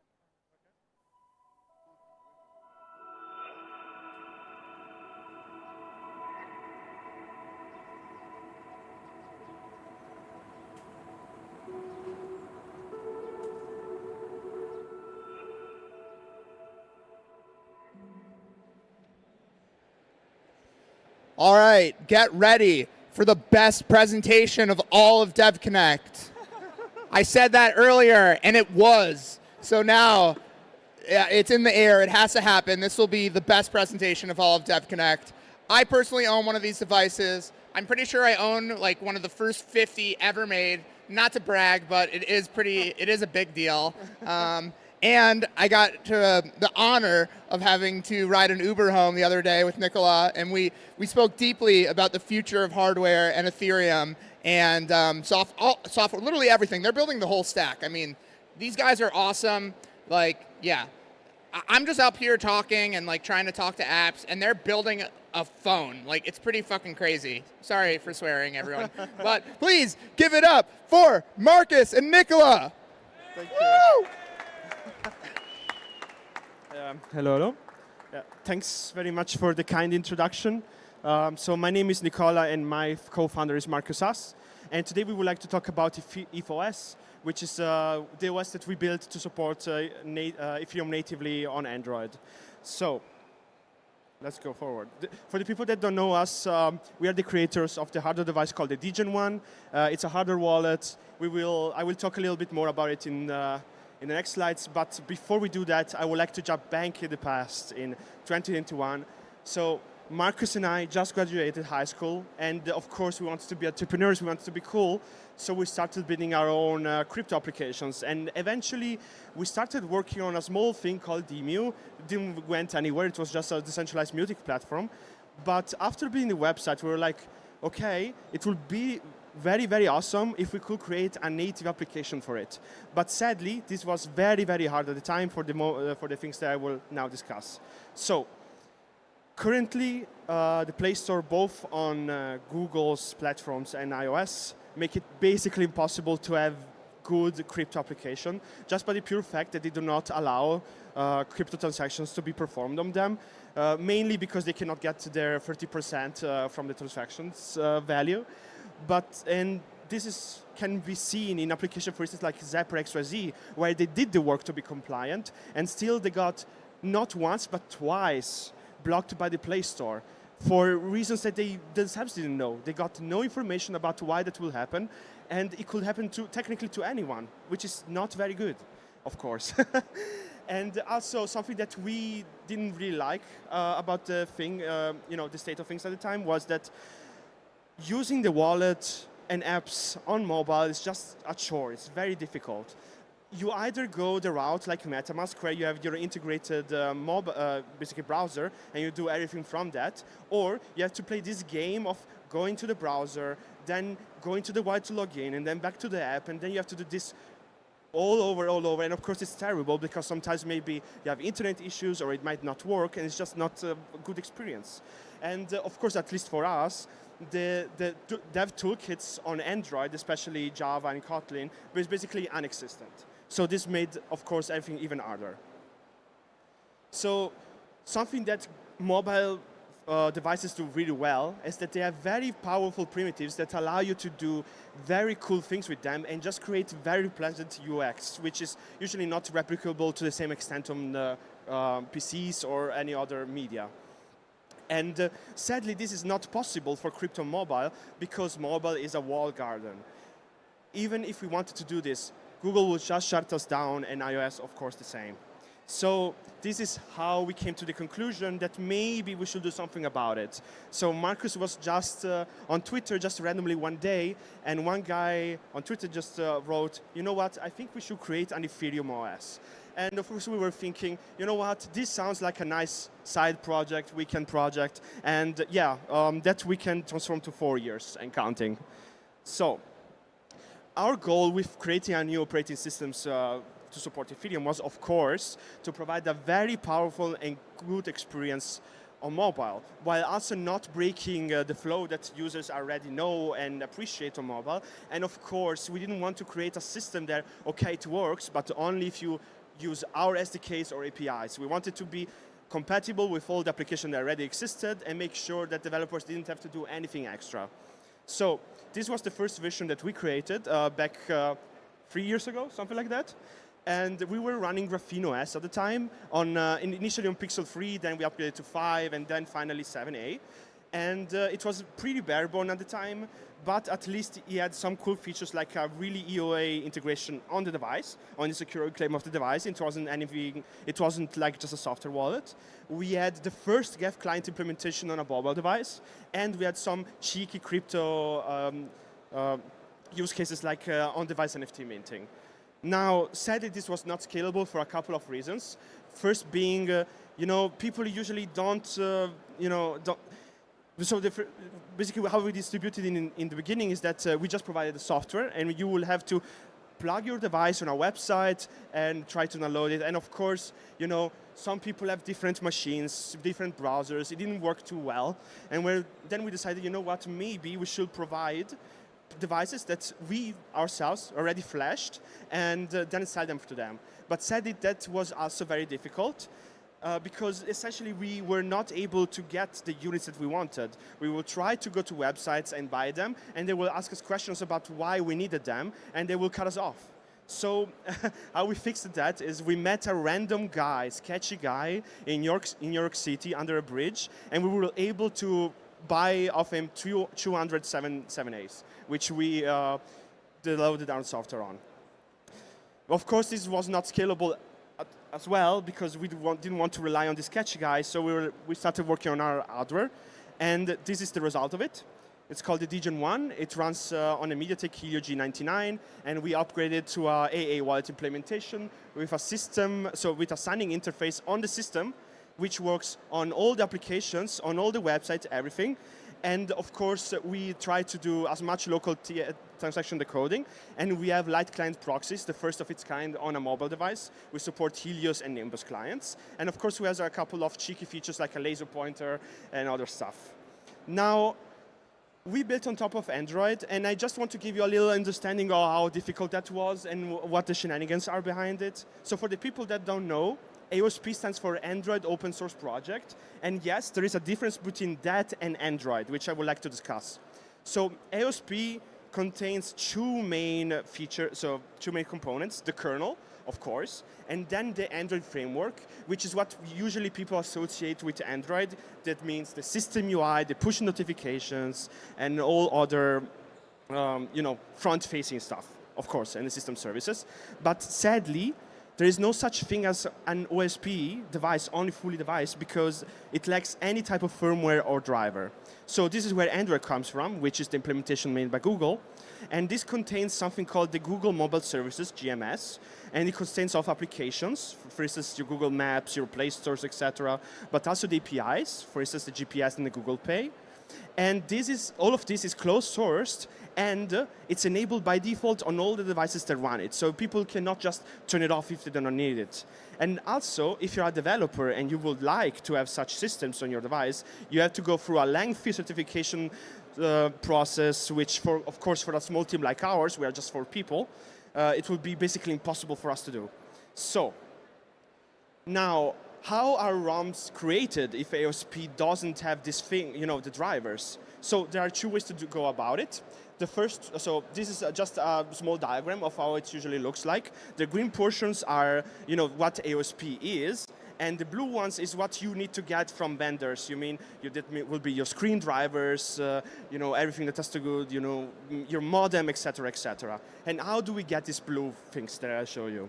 So if we are developing on existing platforms, you can get them officially, like Graphene OS, through the websites, or you can get them just by plugging a device, a real physical device, to your PC and just literally get them off it to your computer, and then basically you can just plug everything together and create your own ROM. Now, if you want to do something from scratch like we did, you either partner with the vendors that produce those devices and hardware devices, and OEMs, of course, because they have all the implementation with the MediaTek chips, etc. Or the hard way, you do everything yourself, which of course we couldn't do. So how does EFOS look behind the scenes? So MediaTek, because we went with the Helios G99, they gave us this huge 250 gigabytes source code, which was divided in VMP1, which contained the AOSP front-end we just explained to you, and our crypto implementations, and then the SMP1, which is just the MediaTek, CPU family implementation of how they did the hardware. What we do is we separately compile everything, and then we use basically a system to get files from both of this, and then we create the system images. But now, of course, you will ask yourself, okay, how do you even go about open sourcing such a thing? And here's where my colleague will take over. Thank you for passing the torch, Nicola. Yeah, so open sourcing an Android system, you guys are not going to like the answer. It's complicated. So essentially, the slide from before, everything that is crossed out in red is completely closed source, vendor proprietary, and locked behind NDAs. So this is bad.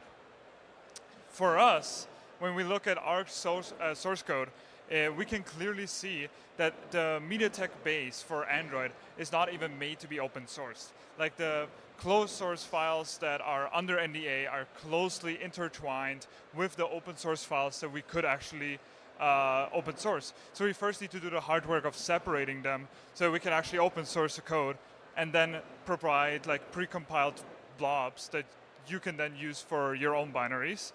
There's also very unclear boundaries of like what can we actually open source. Obviously, us as a small startup, we can't, it's basically an either take it or leave it kind of situation with MediaTek. We don't have any leverage over them. And making our own implementation of every driver and the entire stack would be incredibly, incredibly difficult. If we were to do that even, and then open source it, there would be no guarantee against MediaTek coming after us and saying like, oh, but you had access to the closed source, so obviously you took inspiration from that to create your open source variant. So not only that, but it's actually even worse. So Google is clamping down on Android extremely. They're closing the sources of many things, including they started with apps like messaging to setup wizard. There's no onboarding on the regular open source variant.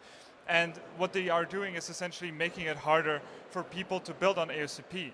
Another thing is regulatory. Because of regulatory compliance, Google wants to make it so that starting in 2027, the developer needs to be KYC'd with Google to even be able to install apps on devices. Now this is obviously a nuclear bomb for privacy. This is completely horrible. And here you can see some tweets from Graphene OS where they are complaining about building on top of Android because Google is essentially closing down the sources of every component that they can.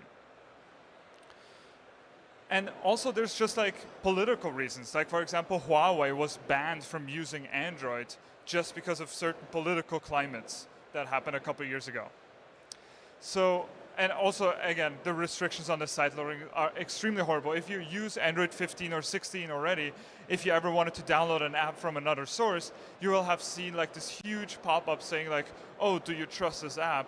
And they want to lock this down even further, which essentially what it does, they want to, basically their reasoning for this is security, but in reality it's just enforcing the monopoly of Google even further. And the security aspect is also really funny if you think about it, because the Google Play Store is famous for hosting many, many apps that are basically viruses and malware in disguise.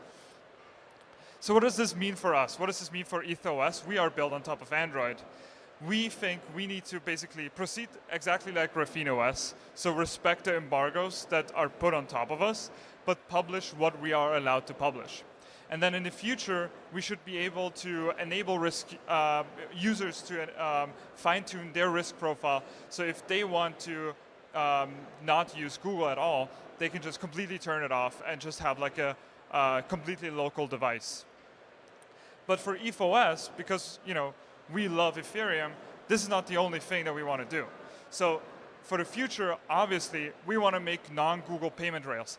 Nicola didn't say this very clearly, but if you want to have Google Pay on your device, you need to have the closed source proprietary code of Google running on your device. And we as crypto people that also are security conscious, obviously don't want that. And crypto is perfect for peer-to-peer payments. So we as a community just need to come together, make an EIP to enable NFC payments in real life.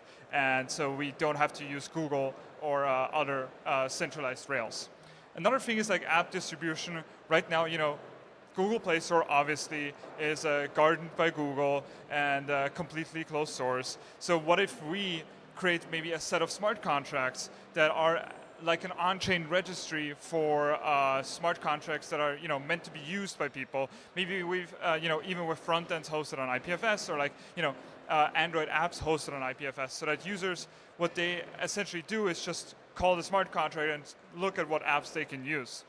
And then obviously for us, when we started this, the first thing we did was we put a light client on this, and our goal for like the future is definitely to have a full node on every device or bust. That's the goal. Another thing that I want to touch on is we at EthOS are super passionate about open hardware. So not only open software, I don't know if you know this, but essentially everybody here in the crowd, your guys' phones are closed source to a certain extent. So if you have an iPhone, of course, everything is closed source. If you have an Android, even if you have Graphene OS, which is open source, there are like the vendor proprietary stuff that we talked about that are completely closed source. And so why do we think open hardware is the future? Is because of that. So religious reasons, but also monetary reasons. So hardware is extremely capital intensive. All of the knowledge necessary to build hardware is gate-kept by huge companies and by NDAs. Essentially, all of the huge device manufacturers, their slogan is essentially security by obscurity. If you are a builder and you build on top of these NDA parts, essentially all these vendors can cut you off at any moment. They can impose conditions on you that you don't want to comply with, but you have to because you already built all of your stack on top of them. And of course, NDAs just take all of this and put it in a small box and stunt innovation extremely. So in like a DAC world, open hardware world, how would that look like? All of that knowledge would be shared. The barrier to entry would be extremely reduced. If you are a hardware builder, like a singular person could make their own hardware and test it. And the community like around devices that are actually being used by many, many people could come around and like audit, get as many eyeballs on this as possible and improve hardware altogether. And obviously, all of this together would extremely democratize hardware creation and indirectly also software. So if there's one thing that I want you to take away from this talk, it's essentially we as crypto cannot build permissionless apps on permissioned platforms. This is why I think we should own the entire stack from the apps to the OS to the hardware. So essentially what we're trying to say is Google and Apple afuera. Thank you.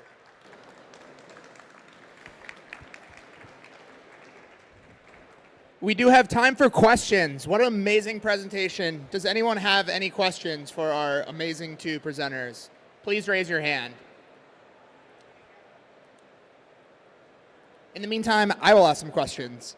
So first, I have a fun question. Can you tell the crowd more about the packaging that comes when you order a DGen? Sure, yeah, so the packaging, essentially what we do is we have this rugged case that we ship it with, of course to prevent people to mess with it, but also to, because it looks cool. So we do a lot of... Confirmed looks cool. Yeah, we have a lot of design decisions that are just like, oh, this looks cool, let's do that. Yeah, awesome. Now on a less fun question, very powerful ending to that. I totally agree that we want this permissionless free world, and yet a lot of what we operate on is closed source and trusted. Where specifically do you see some potential fall points in the hardware that we're currently using? I mean, if you want to go really, really crazy, you can think, oh, the CIA already has all of our hardware backdoored and can essentially steal all your crypto if they want to. But because it's really if you really know about open source hardware, you become a real doomer about it, because you have all these components, for example the modem that handles all of your internet on your device. It's a black box completely, and that's really bad. Something that we imagine maybe for a DGen Sure, a DGen Free, is of course creating all the open hour for it will be a massive amount of work, because people are not willing to publish the work that they did, the companies. So something that we see ourselves doing in the near future will be like a hybrid system, maybe, where you have your computing, most of your computing happen in this untrusted environment which we all use. But if you need reliability, security, and availability, then all the secure things that you want to do could run on an open hardware component, which is external, and then you could use that as your source of trust. So many people here may have heard the saying before, hardware is hard. Oh, yeah. What would you say was the hardest thing about building this? Oh my God. Okay, so I can take that. It's very, very hard to do iterations. So with software, we used to build websites for fun, right? And if you have a bug on this website, oh, let me just fix it, push it to the hosting provider, and that's it. With hardware, oh my Lord. All right, so you have a bug. Let me look into the internals. What is actually causing this? Okay, can I fix this with a software? Can I patch this? Or do I actually need to send this back to wherever it's coming from and then actually fix it on the device? And it's a huge pain. It takes a lot of time, just a lot of time, essentially. Yeah, another thing that was very, very hard for us was logistics. Oh, yeah. Of course, we partnered with one company, and so sending to certain countries was just a pain in the ass, because, for instance, India, initially they would take our devices, no problem asked, so no question asked, and just suddenly, like a switch, they were like, no, you know what, how about you give us more money? And it was just, unattainable. Yeah. Not only money, but they wanted detailed technical implementation details, and we should just send them the Ethereum yellow paper for that, honestly. One thing I love about it is you both have the Google Play Store, and you could download the apps you know and love. I downloaded Telegram and Spotify and X on it, and then you also have the DGen App Store. Can you talk more about the DGen App Store? What are some of your favorite apps that are on that? Oh my God, okay. So I am a super boring guy. I use boring DeFi, so I love myself some Aave. I love myself some just Uniswap swapping. It's just one signature, boom. Yeah. From my end, I did actually some of the NFT integration in the gallery. So as I was testing, I needed something to test on. So I started working a little bit more, watching on OpenSea and other NFT projects, going a little bit more on Zora. And yeah, there is some cool stuff. I also met with some people prominent in the NFT scene, and we're kind of, MF Purse, for instance, and small projects like that really kind of changed my outlook on, NFTs and, crypto art in general. So I was very appreciative of that. Last call. Does anybody have any questions in the crowd? All right, I will end it with this. What has been the most fun use that you've seen someone use the DGen for? Cats. What do you mean? Laser and cats. Oh, yeah. Yeah. Oh, what? You can't do it? You can't see it on the No, display. you can see it on the screen. All right, give it up for the DGen team. Thank you. By the way, we are at the outdoor section. If you would like to talk to us, feel free to drop by and ask us as many questions as you like. Oh, wait, last question. How do people get a DGen? Oh, you can go to freedomfactory.io and purchase one right now. freedomfactory.io. Get a DGen if you want one. You don't have to, though, but it's cool. Give it up again. Why not? Woo! All right, that was great. The DGen is awesome. I have it, like I mentioned. I shine the laser pointer at people. It's fun. You can bother them. You can annoy your cat. You can, I don't know. The world is your oyster with the laser pointer, but also the phone, but mostly the laser pointer. Yeah, so I am very excited for the next speaker. They are actually powering all the payments that you've done here at Devconnect. Yep, this is them behind the scenes. I'm too loud? Apparently I'm too loud. That's ridiculous. I think I should be louder, but, I have to follow the rules, and that means I'll be quieter. But beyond just powering all the payments, I also met somebody on the team yesterday, and they gave me this cool little string thingy for my phone. I've been playing around with it a lot. It'll probably lead to me breaking my phone at one point, but for now, it's really fun to play with. So yeah, I would recommend finding the speaker after and seeing if they have the fun thing for you to play with your phone. I don't know if she's ready yet. Are we ready? Or, yeah, we're ready? What do we think? Start it? All right. Everyone, get ready. Can you please, how do you pronounce your name? Nitya. Can you please make some noise for Nitya from Para?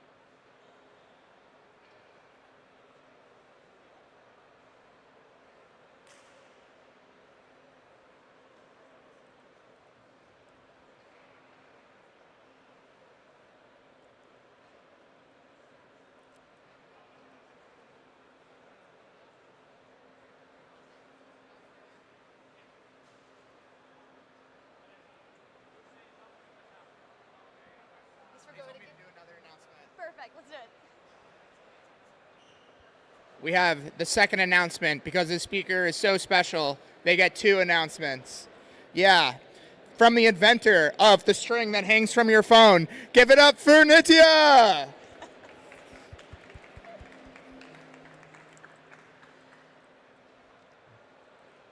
All right. Hi, everyone. And so happy you got a lanyard.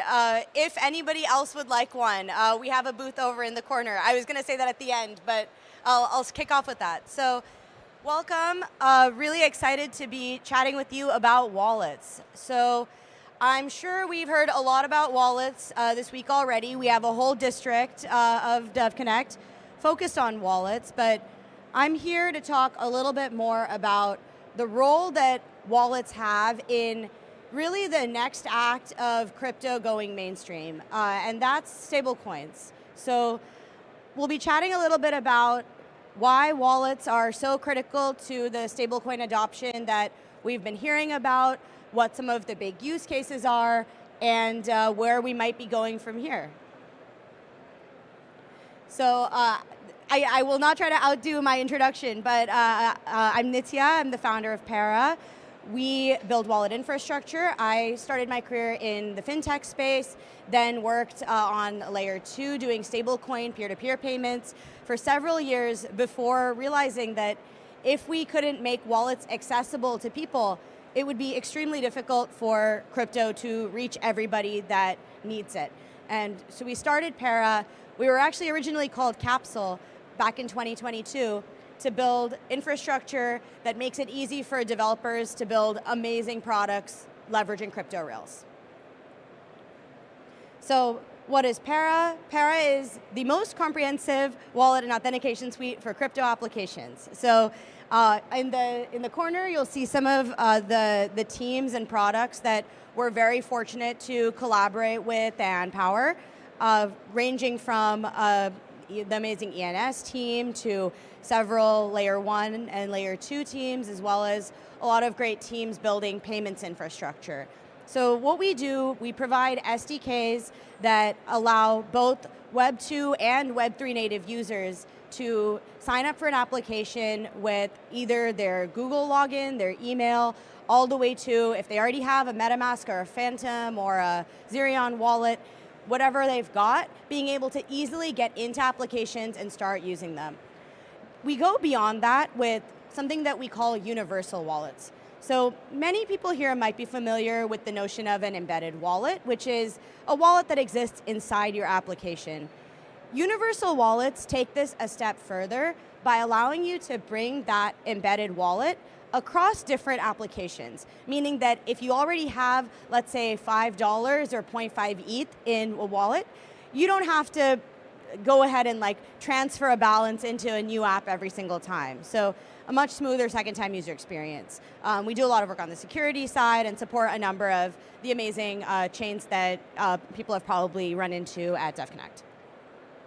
And as mentioned earlier, we're really excited to be powering all of the Devconnect application wallet infrastructure and payment infrastructure that hopefully some of you have checked out at the conference. If you haven't yet, I'd highly recommend that you check out the Devconnect app and maybe use it to buy the next coffee that you have at the conference here. So I'm sure that most people here, if you go to Twitter, you go to LinkedIn, or even like Fortune or Forbes, you've probably heard something about how wallets are behind some of the adoption that we're seeing of crypto. So why is this? Many people know wallets as the mobile apps or extensions that we download and connect to DeFi apps, but wallets are actually a lot more. Most fundamentally, a wallet is really the connection point between a user and something happening on chain. So if I want to buy an NFT, if I want to make a swap on chain, if I want to get some yield on my stablecoin balance, or even if I just want to send some money to my family back home, any of those things, if I'm interacting with a blockchain, I need a wallet. And so non-custodial wallets are really what enable products to own their whole end-to-end experience. Until very recently, before you can use a crypto app, you first need to download a wallet. But now with embedded wallets, you can go straight to interacting with that app and just start playing the game that you want to or make the purchase that you want to. So now I'm going to go through a bunch of the different stablecoin use cases that we're seeing wallets really power and that we're seeing take off. So I started us off with the most kind of complicated diagram, and from here it'll get better, don't worry. So I'm going to talk through a few different flows where stablecoins can really provide a 10x better experience on what the systems that we all deal with today are. So starting out with how the fiat-to-fiat system works. And this is what happens if I don't use the Devconnect app and I pay for my coffee with a credit card. What usually happens here is my credit card is used to authorize a payment, and this is actually a simplification. This is the debit flow. Credit's even more complicated, but I tap my debit card. My bank corresponds with a local correspondent bank. That corresponds with an international bank. That goes back to a local correspondent bank and into the recipient bank. So there's this big ping-ponging kind of across the world that happens to actually get my payment from, I'm based in San Francisco, my USD debit card payment to be received in Argentinian pesos in the bank of the merchant that I'm paying. And this process takes many business days. The next version of this is what people call the stablecoin sandwich. So the stablecoin sandwich is basically getting rid of this middle ping-ponging between banks and instead going from my US dollars to a USD stablecoin, transferring that USD stablecoin to the recipient, and then going from that recipient's stablecoin balance into money in their bank account. This process also really cuts things down, where you're not doing bank-to-bank communication, you are doing fiat to crypto conversion twice. So that's where this 30 minutes comes from, is you do still need to have some communication with the fiat world. But as you can see, we've gone from 5 business days to 30 minutes, and that can make a really big difference when it comes to my coffee shop owner being able to buy inventory quickly.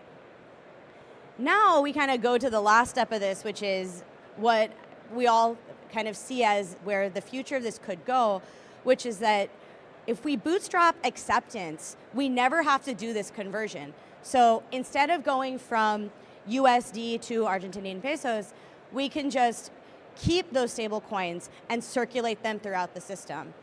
In a world where stablecoins have sufficient acceptance and they're sufficiently easy to hold and interact with, this is a seconds-long process. And there are lots of really high-performant chains, high-performant L1s, L2s, that will probably say that seconds is even too long of a description for how much time this will take. And so really what we're thinking about here are what are the major challenges in actually using these stablecoins. It's one, holding them, which is where you need a wallet, and then 2, being able to move in and out on and off ramps. And so where wallets can really help is when wallets are very user-friendly to hold, it means that we can move towards a system where we don't have to always go from fiat to crypto every time, keeping more money in the system, keeping the speed and velocity of value as high as possible.